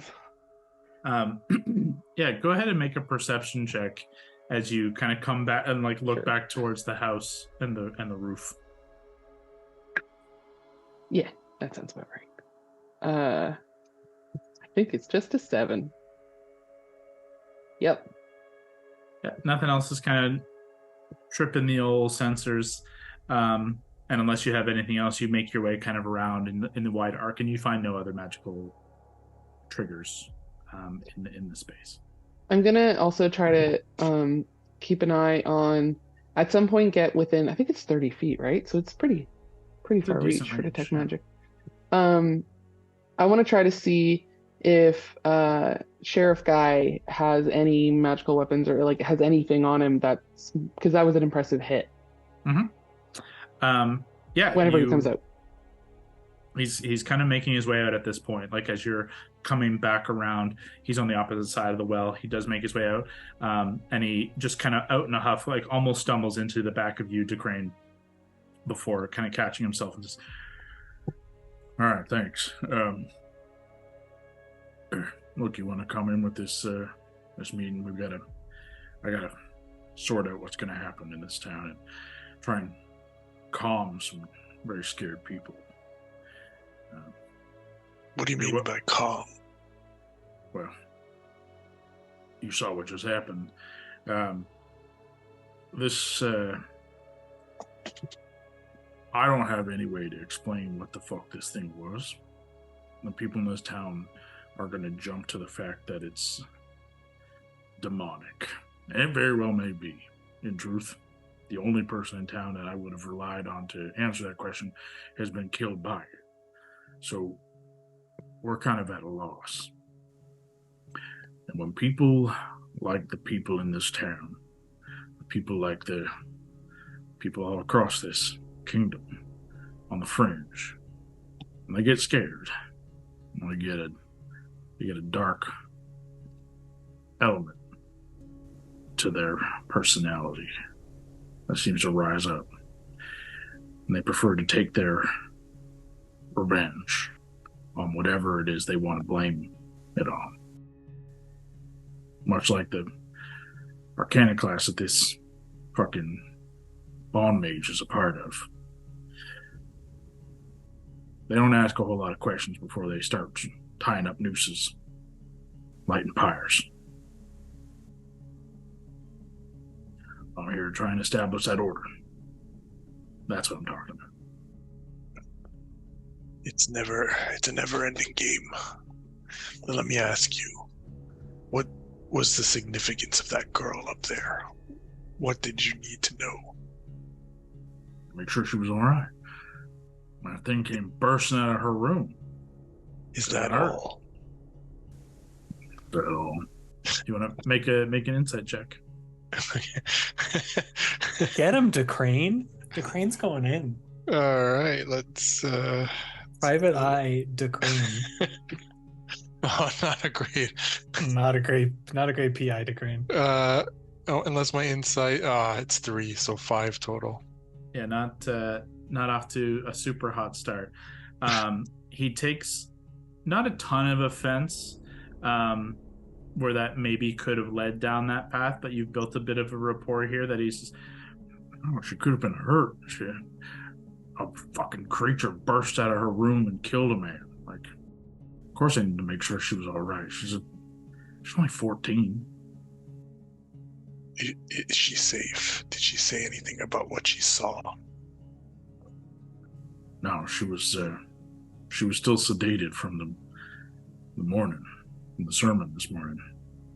Still don't know what happened there, and that's why I need to make sure no one's going in there to put the blame on her. Well, I will join you, but I would like to know one more thing.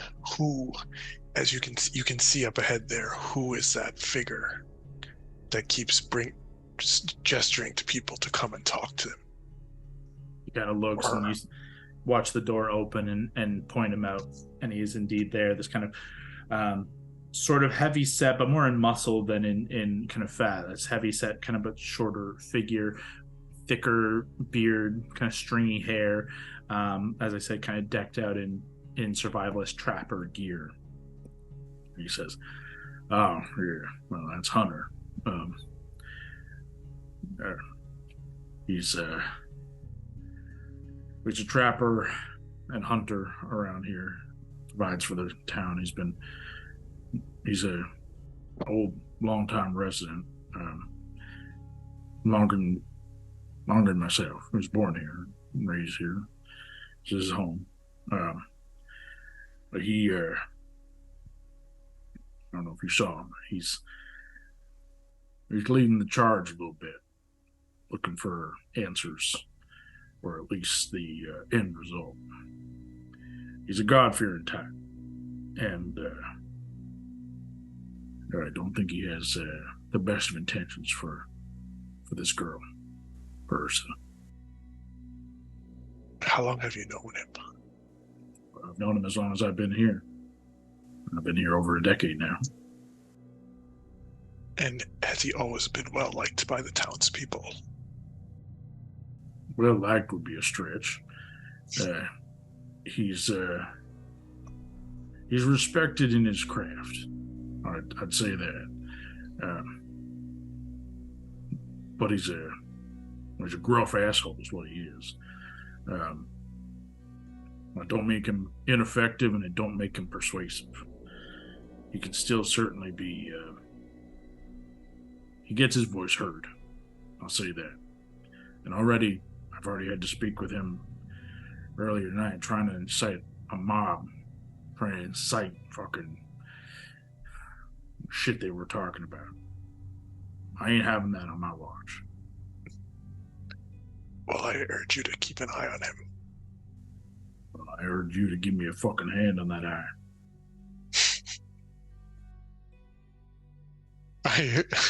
I just nod. And then, I guess... He kind of nods his head, and he begins to make his way toward the Iron Hoof. He makes his way. It's a short jaunt. What are the four of you doing? I'm gonna elbow Nettie and kind of point to the ground and try and scale down the back of the house. If I use the fiery teleport, it'll catch the top of this house on fire, so I don't really want to do that. With your passive perceptions, both of you, just before you're about to make your leap down, you're kind of moving and trying to be as nimble and quiet as you can. You hear footsteps approaching this windowsill. I'll just lean, ease back, but then freeze and just try and be chill there. You guys hold, and you can feel the presence of someone at the windowsill beneath. And you watch as Toot Sweet is just kind of tossed into a nearby tree about 5 feet away, and he lands in the tree. And she said, and you hear a girl's voice say, "Go on now, this ain't your house." And she just makes her way back inside. I'll share a look with Nettie of that was pretty nice. Too sweet. Little twinned telepathy there. And then after waiting a little bit to make sure that person's not there, just try and move down the back of the house. You both make your way down, and DeCrane is out front. You're able to reconnect, and Is Andy here too? Andy's kind of done her loop, I think, towards the Iron Hoof. So within like 20 feet of you guys would see each other. What's I have plan? like a question, I guess, more for the group or maybe for Kyle. Are we like pretending that we all came in town separately, or like have we been like all seen together? Like, are we trying to do this like secretly? We all came in, I assumed, on like the same caravan together. Okay. And the way I had thought the pitch had gone was that you guys were just like, whether you, pardon me, knew each other for very long or just met each other on the road, that you all happened to be in the same path of looking for, like, that was the story, looking for work, hoping to just make a living, happen to know each other, and coming into an unfamiliar place, like at least you have a couple of familiar faces. Gotcha. Okay. In my head, you guys would have met for meals in the Iron Hoof, Yeah, exactly. and stayed in pairs, the pairs that you had previously been in, the twins and DeCrane and Andy, in your various kind of places you would have stayed. Okay. I'll like, as we're walking, I'll kind of just like, I assume my sister's pretty flamboyant in the way she walks, so I'll try and like walk behind her and just whisper to Andy and DeCrane. I lean way the fuck down. Pardon me? I lean way the fuck down if you're whispering. We have a big height difference going on here. We need to make that clear for the listener. Yeah. This is a Tiny. really big height difference. How tall are you? How tall are you? Like 6.5 feet tall. Oh, I'm Jesus. big. Oh wow, this is like Gandalf Hobbit situation. Yeah, we're like barely Yeah. 4 feet tall. And I'll just tap on your hip. And I'll say something like, the fella, he seems to really like the girl up there. She's just up there. Dunno. Seems like she's been in that room for a while now. All right. For a second, I thought that thing might have been her, so I'm glad it's not. There was a weird like dust on the. There's a bunch of moths kind of floated near us at the top, and there's a bunch of dust on the windowsill collecting, as if like a bunch of moths had tried to get in there but couldn't. If I look up at the house, like the windowsill that got busted open, is that within 30 feet? If I go back up to meet with them? You're muted. You can make it within 30 feet. Okay. I just want to make sure that there's no magic anything right there. Sure. With the windowsill. Go ahead and make perception or investigation. My investigation's better. 19. Yeah, okay. It's sourceless because the height difference is wrong, but the advantage of the detect magic kind of boosting your perceptive abilities, as you get within range of the interior of the window sill area, there is a strong presence of something. You're hard to detect exactly what it is because like it's literally trying to look up within something, but even with that element, it's beaming.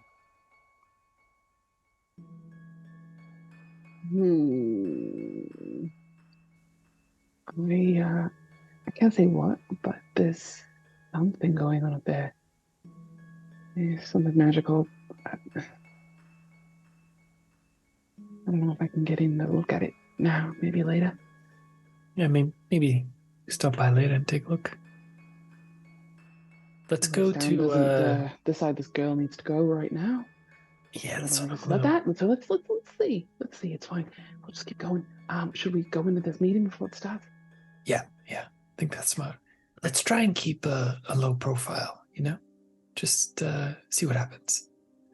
Nettie, I'm mostly saying Always that about to a low you. profile. What I mean, if are you want to doing, take all the low? attention, if you want to take all the attention, that's fine. And then if you're the big high profile, we can all be super low profile, and then it's fine. Don't give Nettie ideas. She threw a squirrel in that house. A squirrel. It was too Oh, sweet. your little guy. Yeah. Yeah, too sweet. It's TS. sweet. Yeah. Tootsies. As you have this conversation and make your way into the interior of the Iron Hoof. It is packed in here. And you've not seen it packed like this in the 6 nights or 5 nights that you've been here thus far. It's been busy. It's kind of the only game in town for food and drink. But it is on this night packed to the rafters. People are standing on fucking almost on top of each other trying to gather around. There's a large hearth set into the ground where there's like a fire pit that is currently burning. And there's a space around that has been cleared where Cal is kind of speaking with a couple people quietly as the room settles down. And you guys make your way inside, trying to keep a low profile, keep to the back, kind of shuffle your way in a little bit. A minute or two passes, and you hear bits and pieces of conversation ranging all over the place from wondering what the fuck that thing was. The talks of demon blood, Ashbringer is brought up. The omens, curses, like all this kind of talk is circulating pretty heavily.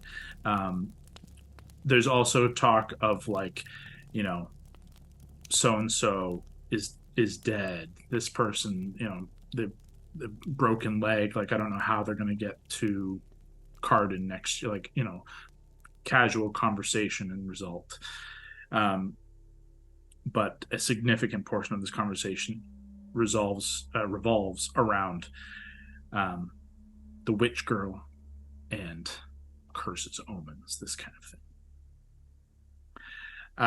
You guys settle in kind of in the back, and Cal kind of taps the hilt of his blade onto a table and just a big hammering kind of alarm, and the room dies.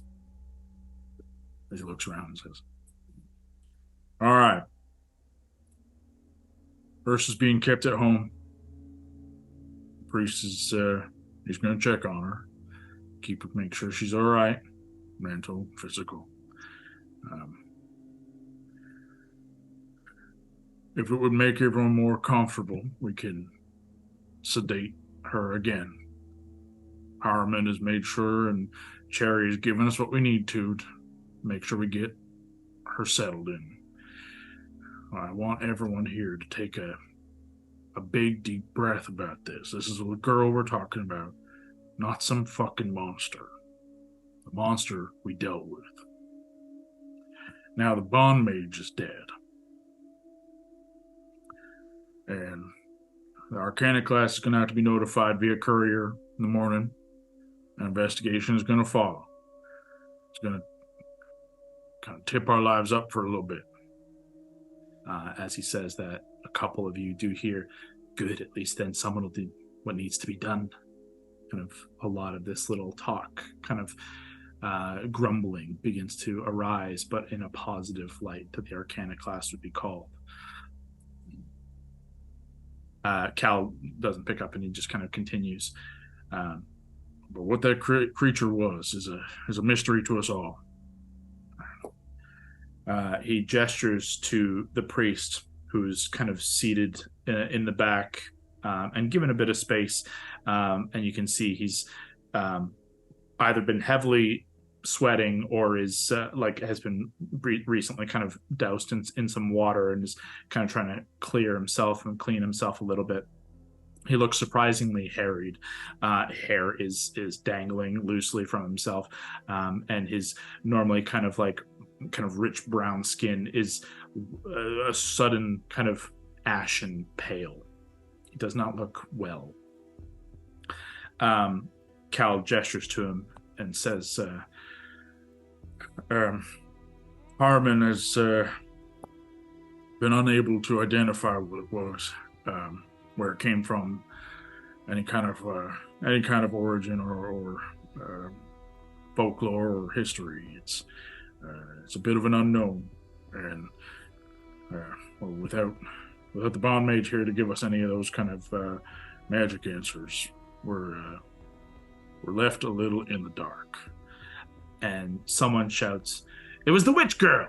No mystery to us. It was her!" Several agreed, kind of, yeah, it was her, in the room. And you watch Cal's normally kind of gentle demeanor, even though he's got a gruff voice, turns very heavy, very dark. You can see the draconic elements of his chromatic heritage kind of seek its way forward, and a little bit of flicker of flame in his mouth and in his eyes. What would you have us do? You want to string up a little girl? You're so sure, so righteous, you'd end her life?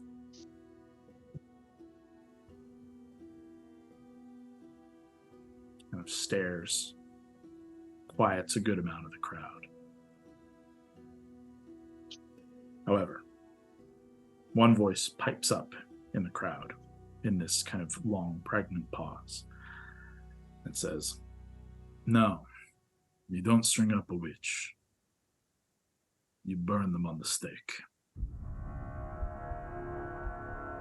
You see Hunter stride from kind of the back, stand across the fire from Cal. And pretty evidently a line is drawn in the sand, so to speak, within this room. Hunter kind of looks around, then rather than gesturing to Cal, holds court to the crowd. "We know the laws as any under the banner of King Albert. Mages are outlawed. None may practice nor learn the dark arts except those bonded of the Arcana Class. The girl is unregistered, and therefore a threat to us all. Association or worse, harboring a witch carries penalty in kind." Hunter steps up, or Cal steps up to Hunter, I should say. And again, "She's only a girl, goddammit! She's never gone further than the shallows. Where would she be picking up this fucking training? Use some common sense, people. She was born here. I ain't gonna let her die here."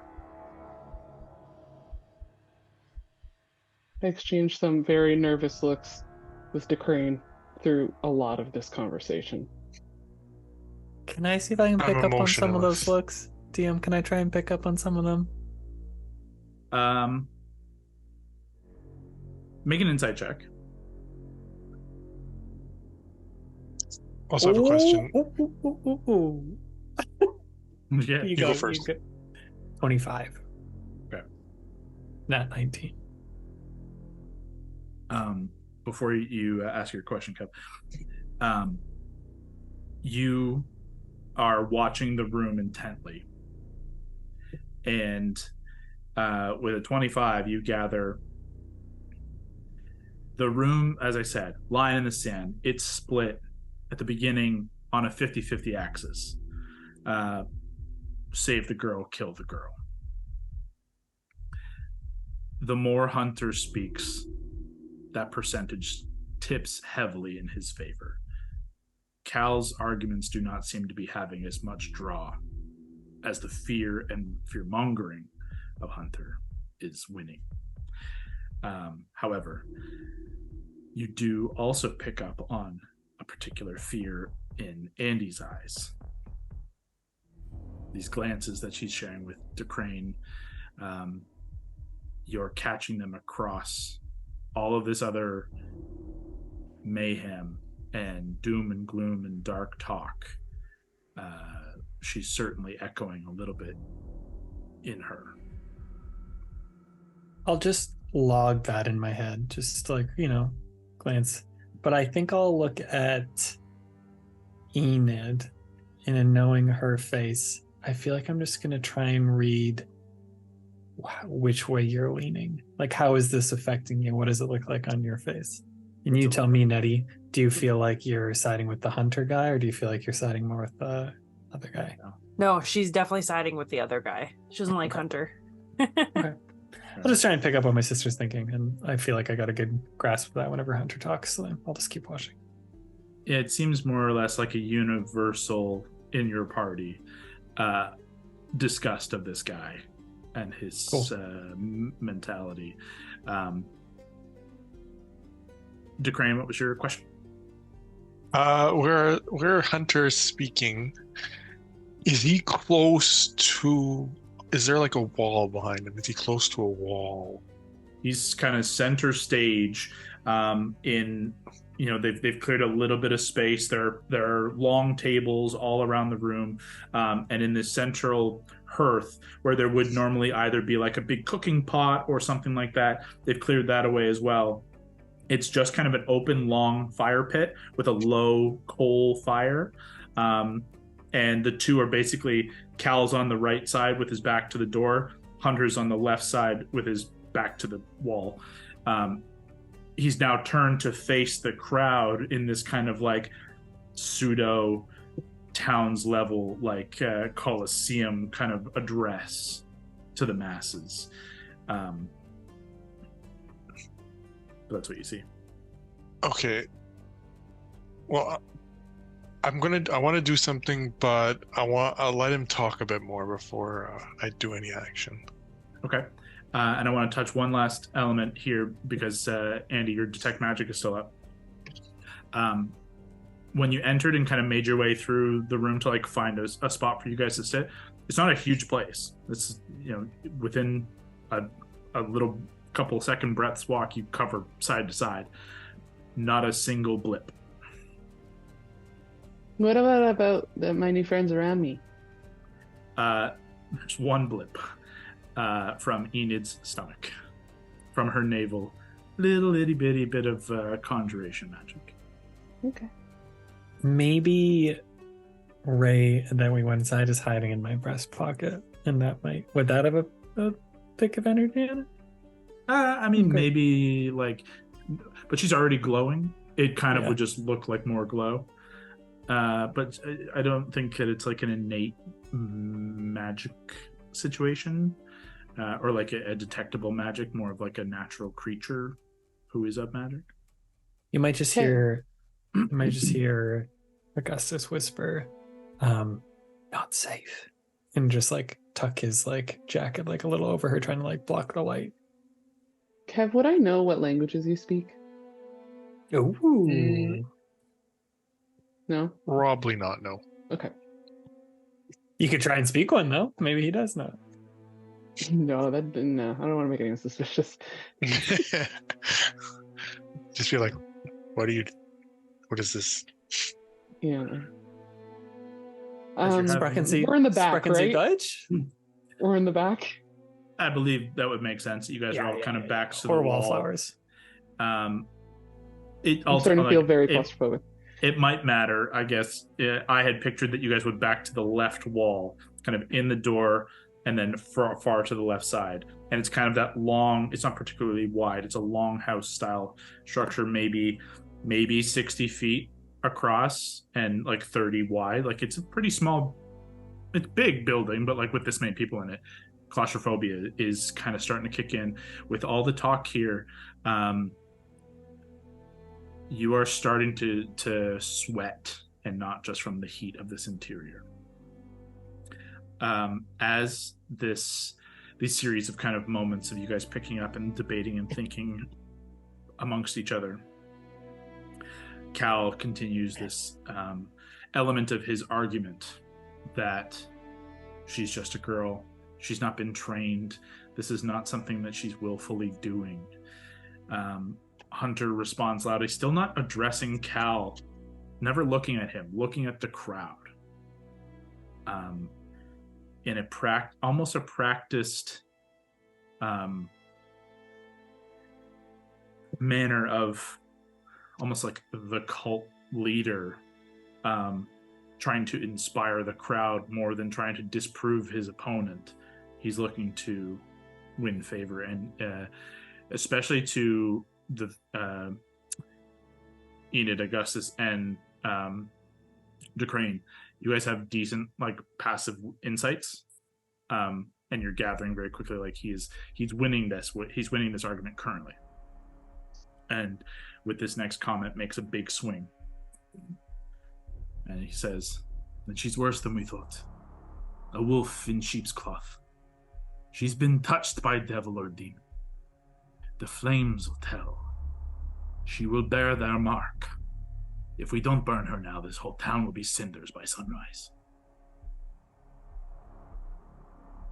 He finishes with like a stamp, a heavy kind of punctuation mark. And the fear in the room bubbles to anger. And with, as I said, your passive perceptions, you're seeing an unwinnable argument about to swing to his side.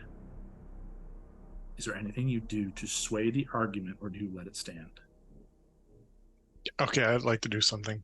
Go ahead. So I pull out my bow and I fire an arrow into his like boot, not like a flesh wound kind of thing, right? But like to stick him into the ground kind of thing, like so that he can't move easily. He can't like move that foot easily, and like Or like pin obviously his to pants intimidate. or something so that you're not hurting him.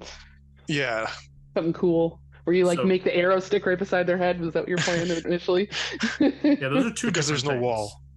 Those are two different things, because on one side, hitting him and pinning him to the ground via his foot is an aggressive action that will turn this whole crowd. Hondo lives. Is Yes. what we're saying. Making a statement of like the shoot the ground in front of the guy to make him stop, make him think, that's an intimidation, not an attack. Those are two different moves. Are you looking to wound or and pin, which you can do, but suffer the repercussions, or are you looking to intimidate and try and rile one way or the other? Okay, so what I'll do is I will hit near the ground first. Okay. Or, I mean, I'll hit the ground first, not him, but close, very close. You don't need to And then roll an attack, but roll Okay. intimidation for me with advantage. okay. Are you doing it from where we are, or are you like taking steps forward, or I'm doing it from where we are. I Okay. think I'm that good of a marksman that And he says, "This girl did it. Here." You like with the group of people around you, you guys standing in the back, a lot of people are sitting, so like it would have been fine for you to kind of like thread the needle, fire down into the wood of the floor, or scatter into the stone of the floor, I suppose. But let's see what the intimidation is. 13. 13 and intimidation +3. 16. And I am proficient in it, if that means anything. For me, he's already kind of made his final kind of stamp and rally, and as the crowd kind of begins to like get to their feet, like yeah, like the arrow slams into the ground, and the immediate kind of group in front like scatter and pull back, shocked and afraid. I will say he flinches, but not massively. It's an immediate kind of pull, but not a like a big jump freak out, but a like, what the fuck was that? Like an aggressive, like ready to act. And now there is a clear path to you directly of crowd who suddenly shift and move. As he looks to you, everyone now looks in your direction. Bow drawn, twang of the bow. What do you say or do? I say, you better choose your next words wisely, or this arrow is going into your head.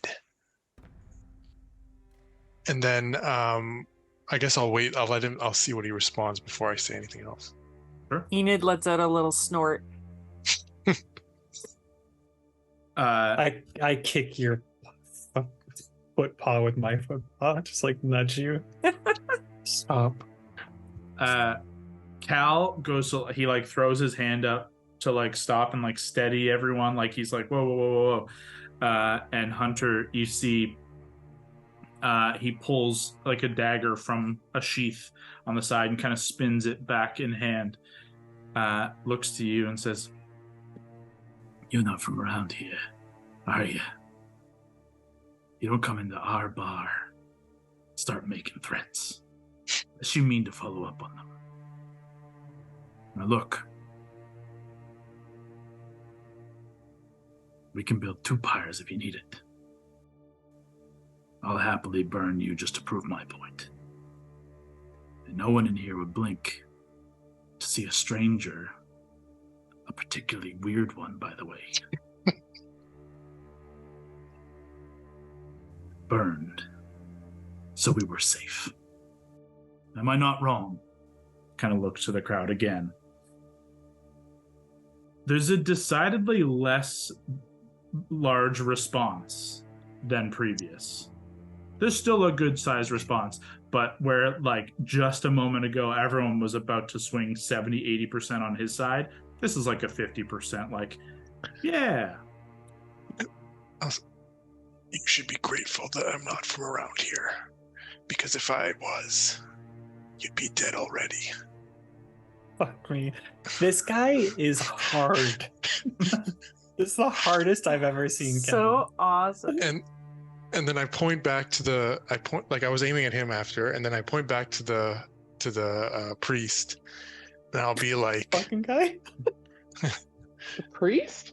or the one who was talking, who was just the one who was Same talking. guy. Hunter? No, before Hunter, the one who was inside. Cal. Yeah. The cool Not guy. Cal. Sheriff. No, but the sheriff wasn't the one who said, let's put him on the stake. No, this That has was all Hunter. been Hunter. Hunter's been Yeah, the only one talking. There's been one Nick. douchebag. Okay, never mind. I don't know what I was thinking. Okay, so I stay on Hunter. Okay. So then I say, and then I do a look around slowly at everyone, and I'll say, "What evidence do you have that she's done anything? What do you even know about her?" Fair. It's fair. Cal, If you're going to put a little girl on the stake, you better be prepared to put yourself on one as well. Hunter like is about to say something, and Cal kind of steps further in between the two with your bow still drawn and his like dagger in hand, and about to say something. It's all right. Look, we don't need more bloodshed. We already lost people. Put your weapons down. Both ears. Now. I put it down. You lower your bow. Hunter kind of spins the blade and sheaths it back. Cal looks around, gives you a kind of a nod. Says, "He may be new to town, but he's not wrong. You have no fucking evidence. You got nothing but fear telling you you're right. Some stories of things this girl has done. Impossible things. Yes, her mother killed herself. And the fear that welled up from that stirred around her. When her father left, again the stories spun up. That must be this girl. You never once had reason to believe this. It's all folklore and nonsense. Fear. The only thing you have to fear is the thing we already fucking killed. It's destroyed. We did it. Let's just get through the night." Hunter stands up, looks at the crowd again, and says, What evidence do you have that it's not her? What evidence do you have to say we all go home to sleep in our beds tonight and are not visited again in our homes, in our children's beds by this monster? How do we not act? How do we plan to rise with the dawn to see our children's beds littered with blood? To see our home destroyed? I will take no chance of that future. And neither should any of you. One life for the sanctity of our town.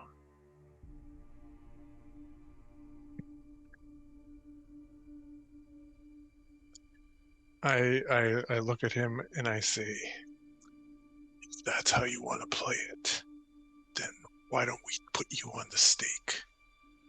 We don't need evidence. If it's all suspicion, I suspect you're behind this. There is a little murmur that runs through the crowd. Go ahead and make a persuasion check or intimidation. Your choice. Good shit, DC. Come on now. Give me something. All right, that's not bad. 14. Plus perception or persuasion or intimidation, your choice. Okay, and I'll go with intimidation. It's better. I'm proficient in it. +3. So 17. You all watch a couple of things, like as you're about to kind of like maybe interject or say something, turning the tables on Hunter, he kind of wavers. He's like about to retort and realizes he's kind of caught in a catch-22. He can't say, well, I have evidence, when he has none. He can't say, well, I'm innocent and she's not, because I said so. His arguments are going to fall flat. And you're watching the crowd shift back to a 50-50 balance. And at this point, almost a little edging further towards Cal's territory, but not quite a full fall back, but definitely a more balanced position and less of the immediate pyre on the horizon. Enid will kind of add, like, she'll hear the people saying, like, oh yeah, like hear like murmurs and stuff, and she'll kind of joke, like, add to the murmur, but like, oh, that guy's suspicious. Someone nearby just kind of nods, like, they are suspicious. Like, just kind of. Is there ever, in all of this, like, every time there's like an uproar, I'm looking for a moment to get out of this room. Whenever, like, I would attention, it doesn't look like there's a good way. Cool. You could start making your, like, a push towards, but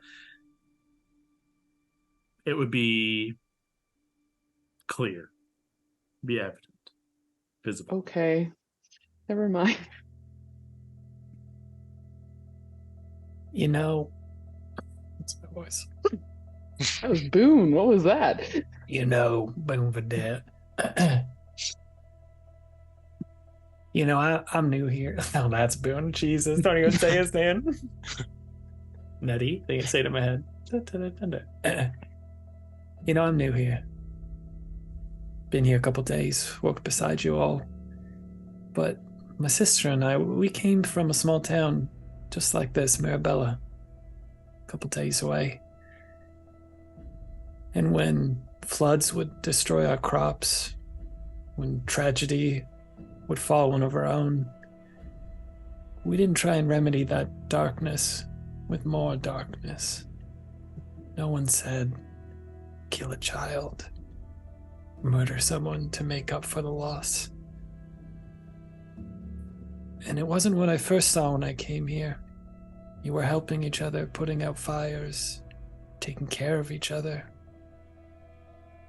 But to hear this man talk and speak of such horrors, what kind of town is this going to be? One that begets more darkness with darkness? Or one that does wait for the dawn? for the light of this town to grow and bring warmth here. Make a persuasion check. Not Valentine. Oh, you don't have a plus 15? It was almost in 16? that one. Very lucky. 18. I only had a 1. The pendulum fully swings in the favor of Cal and your group, and the wind is out of the sails. There's still a good number of people in this town, Hunter included, who are unswayed and likely unchangeable in their minds. But enough of the town is not backing them that they're not going to light a pyre immediately. In this kind of agreed dispersion of the crowd, everyone starts to you feel the tensions begin to subside and break, and everything begins to kind of slow, and people are nodding and realizing, kind of shaking their heads. Cal gives both of you kind of a nod, slowly lowers his hands, gives Hunter a nod, and says, "Look, I took an oath to protect this town, and I will protect this town by any means necessary, from outside forces or from within. Whatever it takes, I will be there. That means protecting each of you. That means protecting Ursa. Our new friends are right. A dawn will come tomorrow. Not far from now. Another day. And we'll start to put this behind us.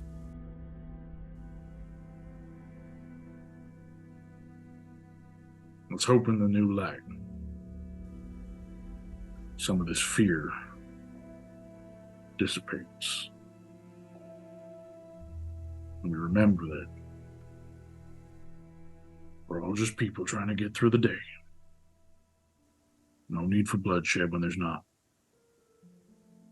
No need for fire to tell us what's right and wrong. Everyone go home. Get some rest. See to your loved ones. Someone help Cherry, for the love of fuck. She's swamped over there. All right. Get out of here. The crowd immediately just begins to rise, disperse. I cannot leave fast enough. You're out. In the dispersion of the crowd, Crane, you are roughly shouldered by Hunter. And he kind of spits at your boot.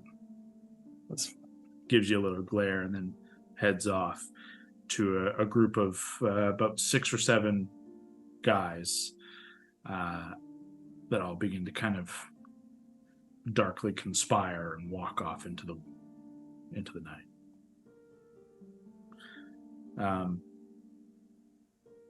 As you begin to kind of group up again, is there anywhere you immediately go or anything you look to do before the night is out? I'm just going to tell everyone. Oh, you go first, Scott. I was just going to say I would have turned and just been like, God, he's worse than you. Looking at Crane and then looking at Nettie, but then realizing Andy's not there and being like, did you guys see where Andy went? Is there any particular place you go to, Andy? Or just out? If my little tent thing, stall thing that you had, is it like a stall? Can I hide in there for 5 seconds and take a breath?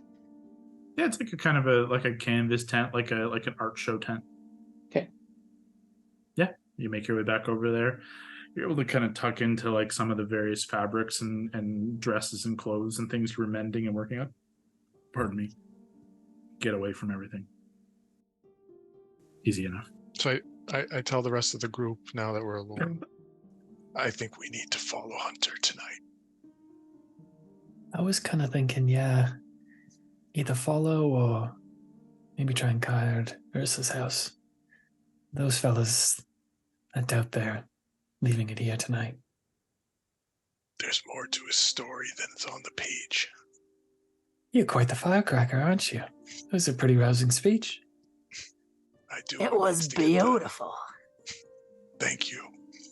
Nettie, your voice work's getting so good. I heard you throw your voice in the crowd. Oh, that wasn't me. Oh, who's that? Tootsie then? It was Toot Sweet? Toot Sweet. See? I will try and poke my head and look out for Andy. I think I would just... Do we stay in the Iron Hoof? Is that where our place is? There is a room in the Iron Hoof that either kind of pair could have had, and there's also a kind of like a, almost an outhouse, but that is not what you want. An outbuilding from the general store that is like part shed that they basically just threw a fucking mattress and a couple of blankets in that you guys could stay in.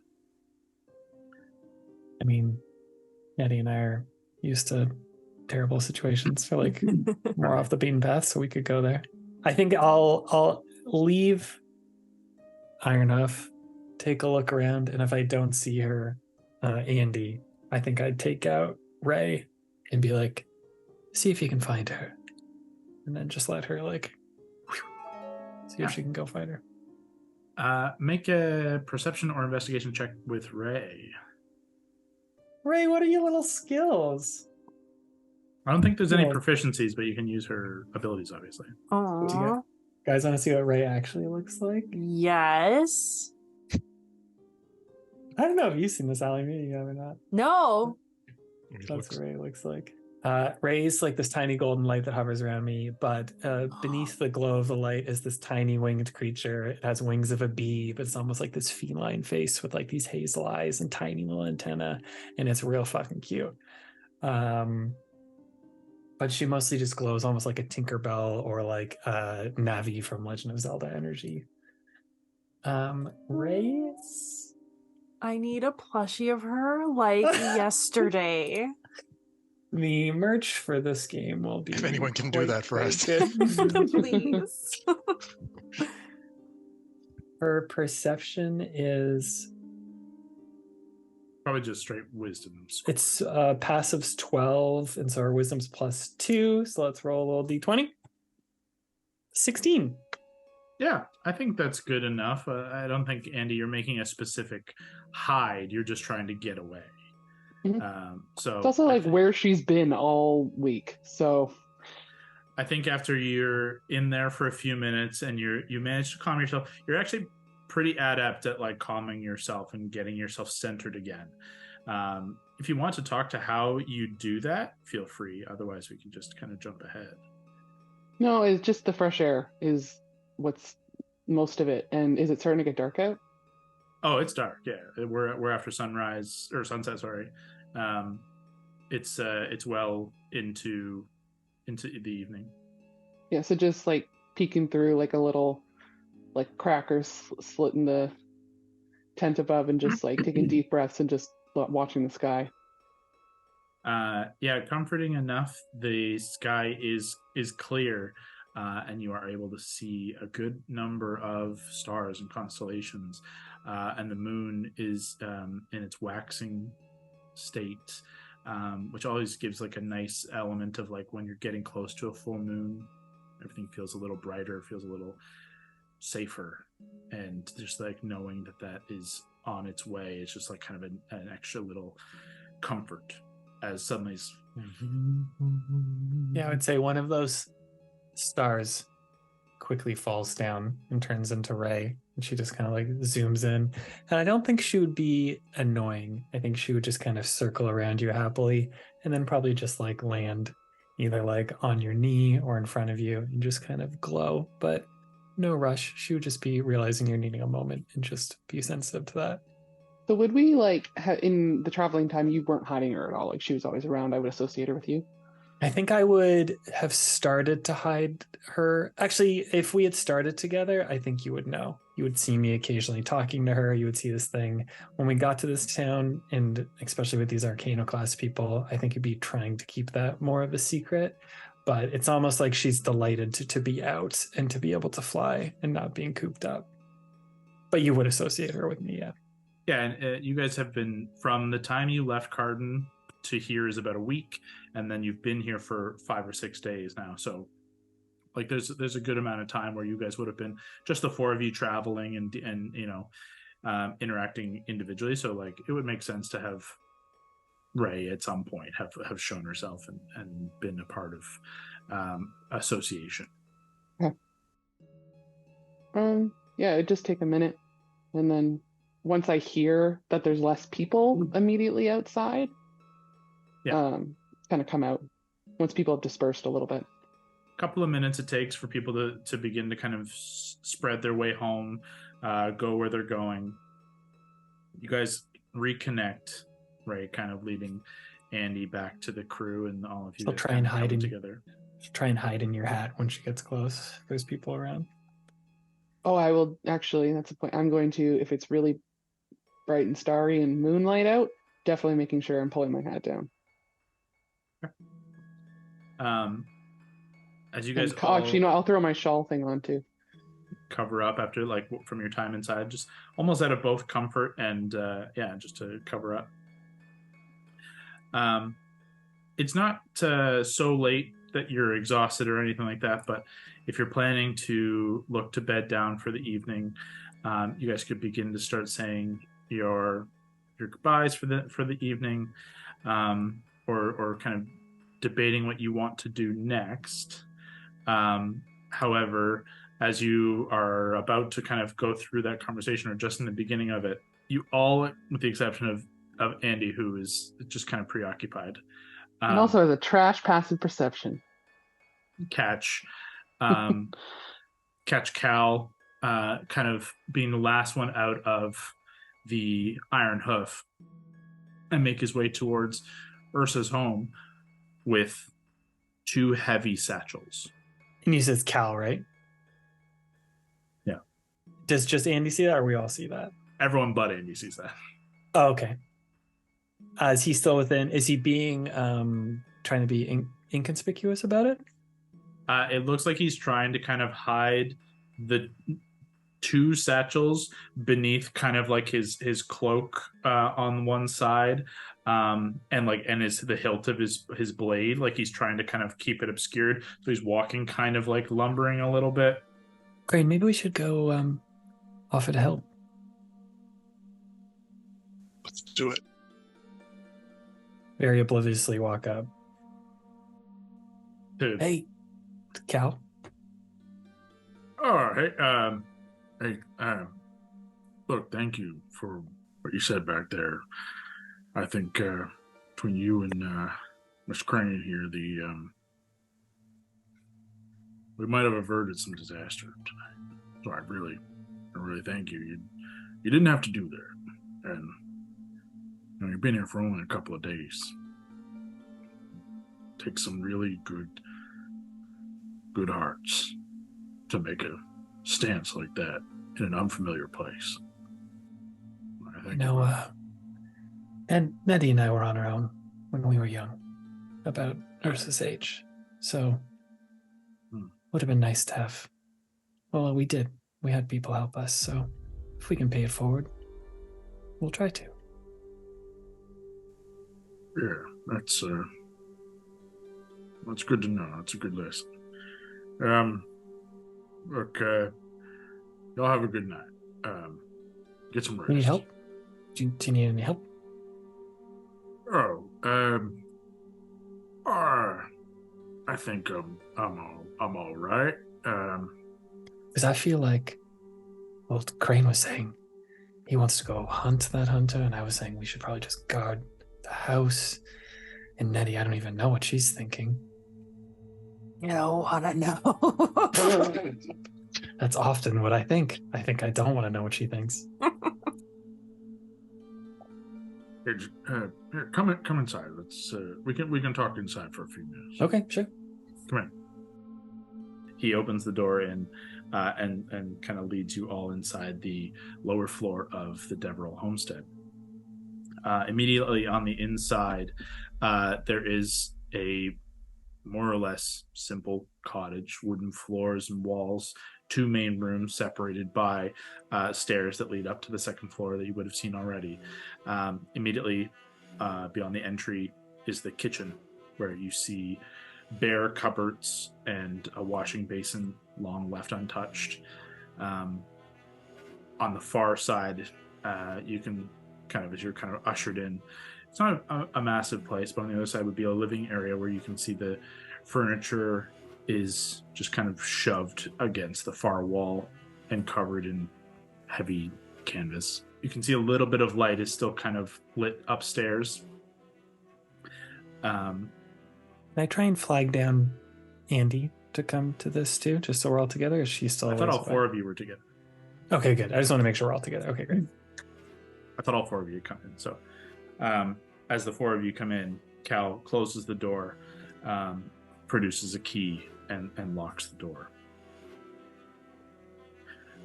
And just kind of openly just like shows like can't be too safe right now. You know. Of course. He looks up at the ceiling and says, gonna have her sedated just to help folks feel more comfortable for a time.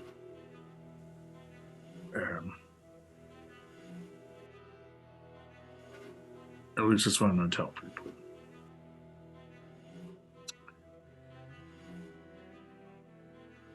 Y'all have been pretty forthright with me. I'm not much of a liar myself. I don't care for it. This place ain't safe for her anymore. There's something wrong with her. But it's not her doing. Believe me.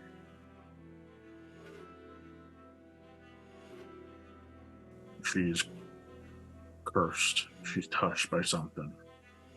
It's dark. But it's not her. It's something. I don't know how this works. But I know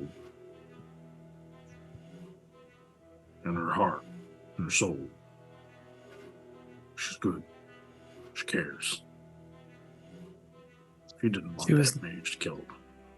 She didn't want any of these things to happen to her family. She was nice to our squirrel.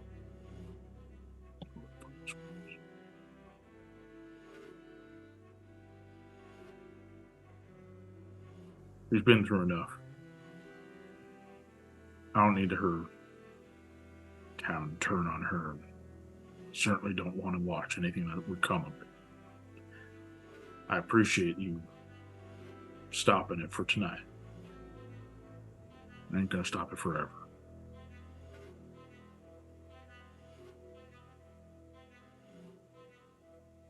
You hear the creak of the bottom step as you all turn and see, standing within 5 feet of all of you, this young human girl with a delicate freckled face, big green eyes. You can see heavy bags beneath her eyes. The dull red hair is tied back, loose strands and curls still hanging. You see, just as she was dressed before, though now wearing heavy boots. When she looks around, kind of quizzically at all these 4 strangers in her home. Cal. That's why I get locked up in here and I can't talk to anybody. Then you bring 4 strangers into the house. What the fuck's the deal, Cal? He looks. They're good people. I didn't say they weren't good people. I said they were strangers. I'm Ursa. Ursa Deverell. I'm Augustus Warren. Andy, and Noah, I know strangers, but the people who know you right now aren't really doing you any favors. That I know.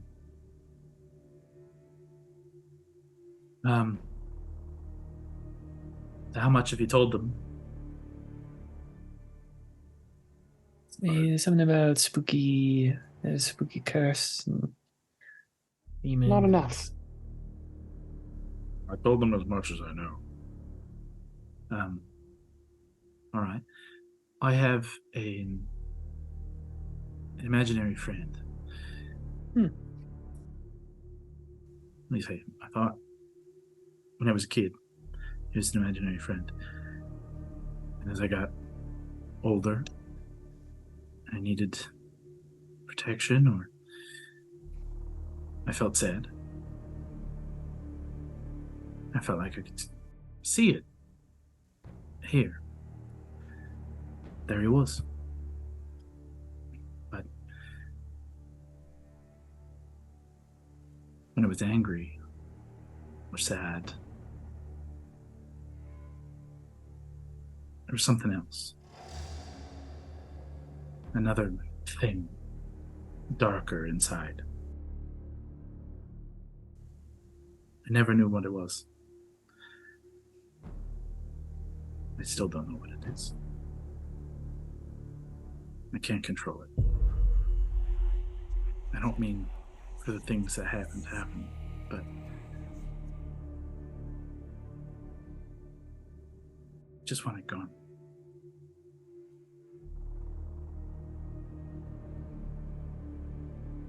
I don't know who to take her to. My niece need to get her out of here. Well, we could maybe help with that part. I could use a hand if you're willing to travel. To be honest, well, my friend over here almost put an arrow in you mate. I was kind of debating coming over here myself and kind of running. But it's yeah, I mean, we're kind of built to move a group, but it's just a question of, with all due respect, is how much are we gonna have people chasing us?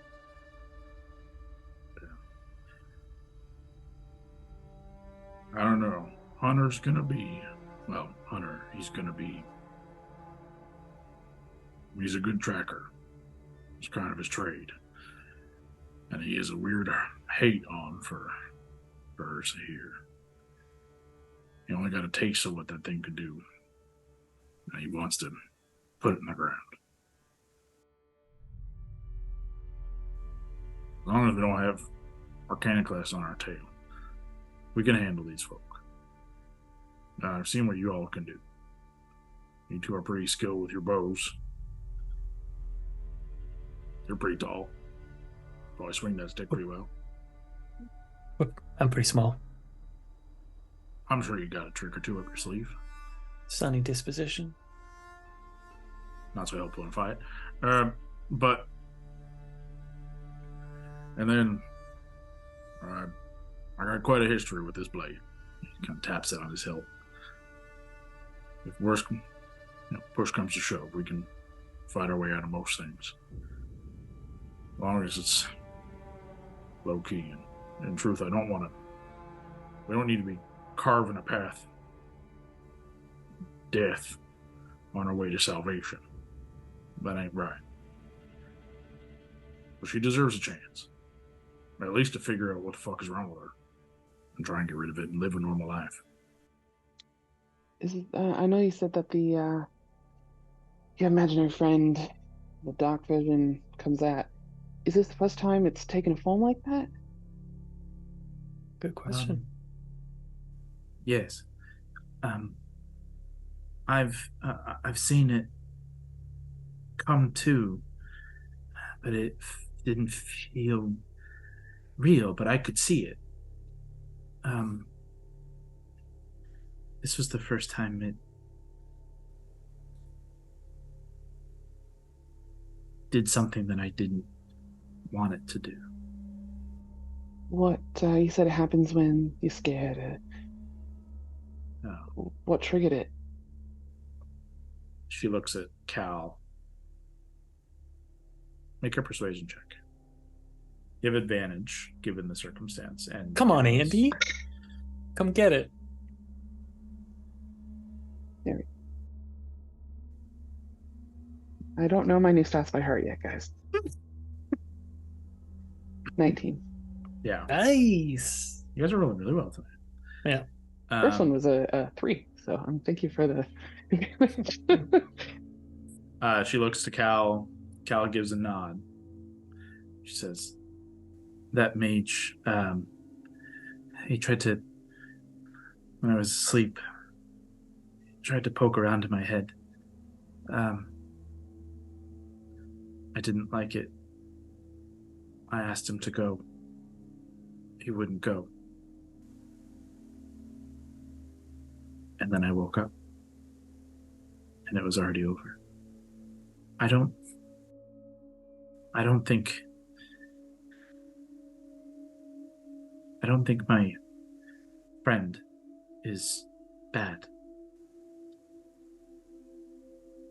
But I do think that there's something bad in us." Your friend have a name? I've just called him my guardian. Well, for now, hopefully you don't need your friend. Cal looks around and says, "Look, get your crew. If y'all are ready, I want to get a little head start. I know it's late, but if we even put a couple hours of travel between us, Hunter's a persistent son of a bitch, and he'll move fast over land. I need as much time as we can get.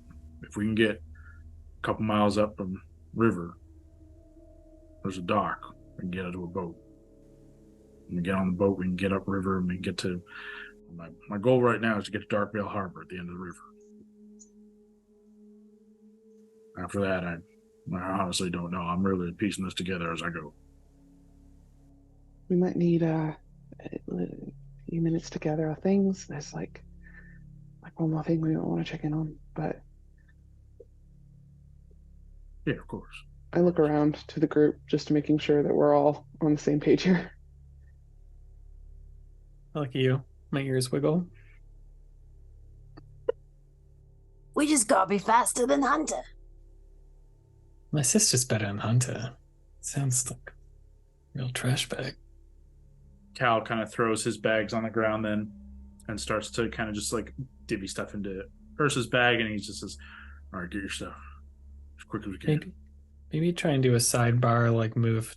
I know it's a tiny room, but move our little 4 to a little part of the room. You know, actually, he would probably go upstairs anyways to divvy the Perfect. stuff up with Ursa. Gang, should we maybe message Isaac and let him know that something spooky, scary did happen, and now we're heading towards that river? Got a way to do that? My only way of doing that takes weeks. Sir, anyone clock a letter carrier or a courier in town? DM, did we clock a letter carrier or courier in town? There is a person who like carries the mail, but yeah, it's like it's at least a week to get a message south. It's probably 3 a.m. I don't think they're waiting at their stand. It's not quite that late, actually. It's only just like, at this point, we might be coming up to 11, 12 p.m. Like, it's late, but not like, middle of the night. But you'll certainly not find anyone right this second. Cal might be able to swing like an emergency message, like the Arcana class is dead. You could lie and say it's something else, or lie and say it's that and be something else, and wake this person up to get that message going. But yeah, it would be a minimum of a week to get a message to Karden. Might clue them in that we're leaving, though. I don't know if we want to do that. Yeah. That reminds me. I forgot about my thing that I put under a barrel. Did I still see the crate or whatever there? Yeah. When we walked by? It's still there. What did you have under a barrel, or do we not know? The weird tentacle thing. The worm mass that came out of this chick, out of the thing's chest. You put it in a flower pot, right? Well, I just something that heavy that I could put upside down on top of it without having to touch it. Not the most portable thing for us, though. No, it's like I don't know if we could carry it around, but I want to see if it's still there. Nettie, do you have alchemist tools? Does anyone have alchemy shit in their kit? I have an herbalism kit, but You could do herbalism, but it'll be harder, is what I'll say. Because it's not as natural as you would be accustomed to. I mean, you can try. Let's at least go see if it's still there. Classic Mary coming out as the tinker. Okay, yeah, I can go check. If you want to tell me that, we can go check on it. Yeah, I'll mention that, like, yeah, the thing that was in his chest, I kind of put it under a box, and I don't know if it's still there, but I don't know whether I could find. I didn't want anyone else getting in. I didn't want it to crawl away or disappear. It was really weird. It was like the opposite of magic. I've got, sometimes I'll collect stuff along the journey, nature, berries, make them into salves and stuff. I could scoop out the jar of one and try and put it in there. Do you want to show me where it is? Sure, yeah. Make sure no one's out. And we gotta grab our shit anyway. It's not like we walk around with like our carrying packs and we've been in town all week. No, you'll have to stop and grab your stuff. Really quick, we're going to wrap this up in the next couple of minutes. So if there's any last conversations you want to have and any last things you want to do, include like get your stuff, check this thing, just kind of kick them all out and we'll play it out and we'll wrap up in the next kind of 5-10 minutes. Lady, do you want to grab my pack and I'll go with Andy? Absolutely. I love Allie making herself laugh with her voice. It's my favorite I picture thing. Nettie laughing like that still, though. Just laughing at her own joke about it. I'll just give her a look, point a stern ear at her, and then follow Andy out. Yeah, two of you go to the weird box. Nettie goes and grabs everyone's packs. Crane, is there anything you want to do, or are you just holding up until we're ready to rock? Don't shoot anyone in the foot while we're gone. Okay, two of you who go back, Nettie, super easy. You get your stuff, gather everyone's gear up really quick, head back to the Deverell home. These two, you get back to the box. Andy, you notice it has shifted about 3 or 4 inches. In what direction? Seems west. So on the map, what was that towards? Be loosely towards that house, towards the church, or towards the river, like that direction. Okay. Yeah, you can see that it has had like it's a drag in the dirt. It's trying to hamster ball its way somewhere. Kind of. Yeah. It's really gross. I guess I'll wait for Nettie to show up with my pack if we're going to be realistic. Shows up my pack, grab a little jar, scoop out my suntan lotion, and then put it next to the bucket. And you're going to make an alchemist tools. You have proficiency with alchemy or with herbalism? Herbalism, yeah. I'm going to ask for nature or survival. Survival? You're cool with that? I had to roll low. One of these times, 9. So sorry, what's this check for? This is to harvest it. This is the harvesting of it. Okay. I'm gonna do something. Baby. It's a 15 on the dice now. Mm-hmm. What happens? What does it look like? You don't really see anything. Do I have a moment where I feel like something's not working, but then it does work? Essentially, yeah. It's like like almost like there's like for a split second you think this thing is like clamping onto you, and then it's like it shifts half a centimeter. Huh. Yeah, I think I'll have a tiny flinch, like oh. And then can I get in this jar with a 15? That's 15 on the die. 15 on the dice. Oh, great! So then I add 6, so it's 21. Yeah. Confidently, after that little hiccup moment where it feels like it's about to fall, and then just somehow you twist the jar in just the perfect angle for it to kind of slip back into, like you adjusting the momentum of its fall and playing with it, almost just a little bit unexpected in your own movement. It's like a very brief feeling of deja vu. I was gonna say it feels like oh. And yeah, you don't get the full mass, but you get like a good portion of it in a little decent sized jar. And you can see as soon as it goes inside, there's just like a little tendril that like sticks out in your direction, just like up against the wall, like just a little against the glass, just trying to. It's still kind of shifting and moving. Really like it. As you guys are, you finish gathering this. You've got your packs. I'm gonna give it to you, by the way. I don't want to hold this thing. It's creepy as hell. Andy has the vial of weird goo. You need to know. Please write down vial of weird goo. You guys begin to like make your way back to Decrane in the house. However, the Harengon ears perk up. Oh. Both of you hear the sounds of about you hear exactly 12 hooves hammering down the road in this direction. Fast pace, hard gallop. And you look down the road and you can see firelight, torchlight of 3 riders riding in hard and fast. What do you do? How far away is that main road? Is it where like Nettie and I came in from the fields? Where you guys came in from the field? There are ways still down, but at gallop they'll be here fast. How many feet would you say? Oh, I mean that's really hard to tell. I don't know how many feet are in a mile, but like it's okay, it's long. It's a long ways. It's not like 10, 30, 100. Like it's a ways, but like you pick up the sound at distance when it's so quiet. There's nothing else going on. Your guys' perception is very good, and the perception draws your eyes. You immediately see 3 torches riding. You hear horses. Like you can put 2 and 2 together, even at a mile. Like you can see it happening. I will say, I'll like open up my coat to where Ray is, and I'll say, Ray, tell Nettie it's time to go. And then she'll zip off in the direction of Nettie. But then I'm going to put my hands together like this. Tiny bit of like glowing light will start to like crackle through them. I'm going to put my hand on the ground. And if I'm within 90 feet of that entrance where we came through, I'm going to cast Entangle and have some brambles and this like obscure the area.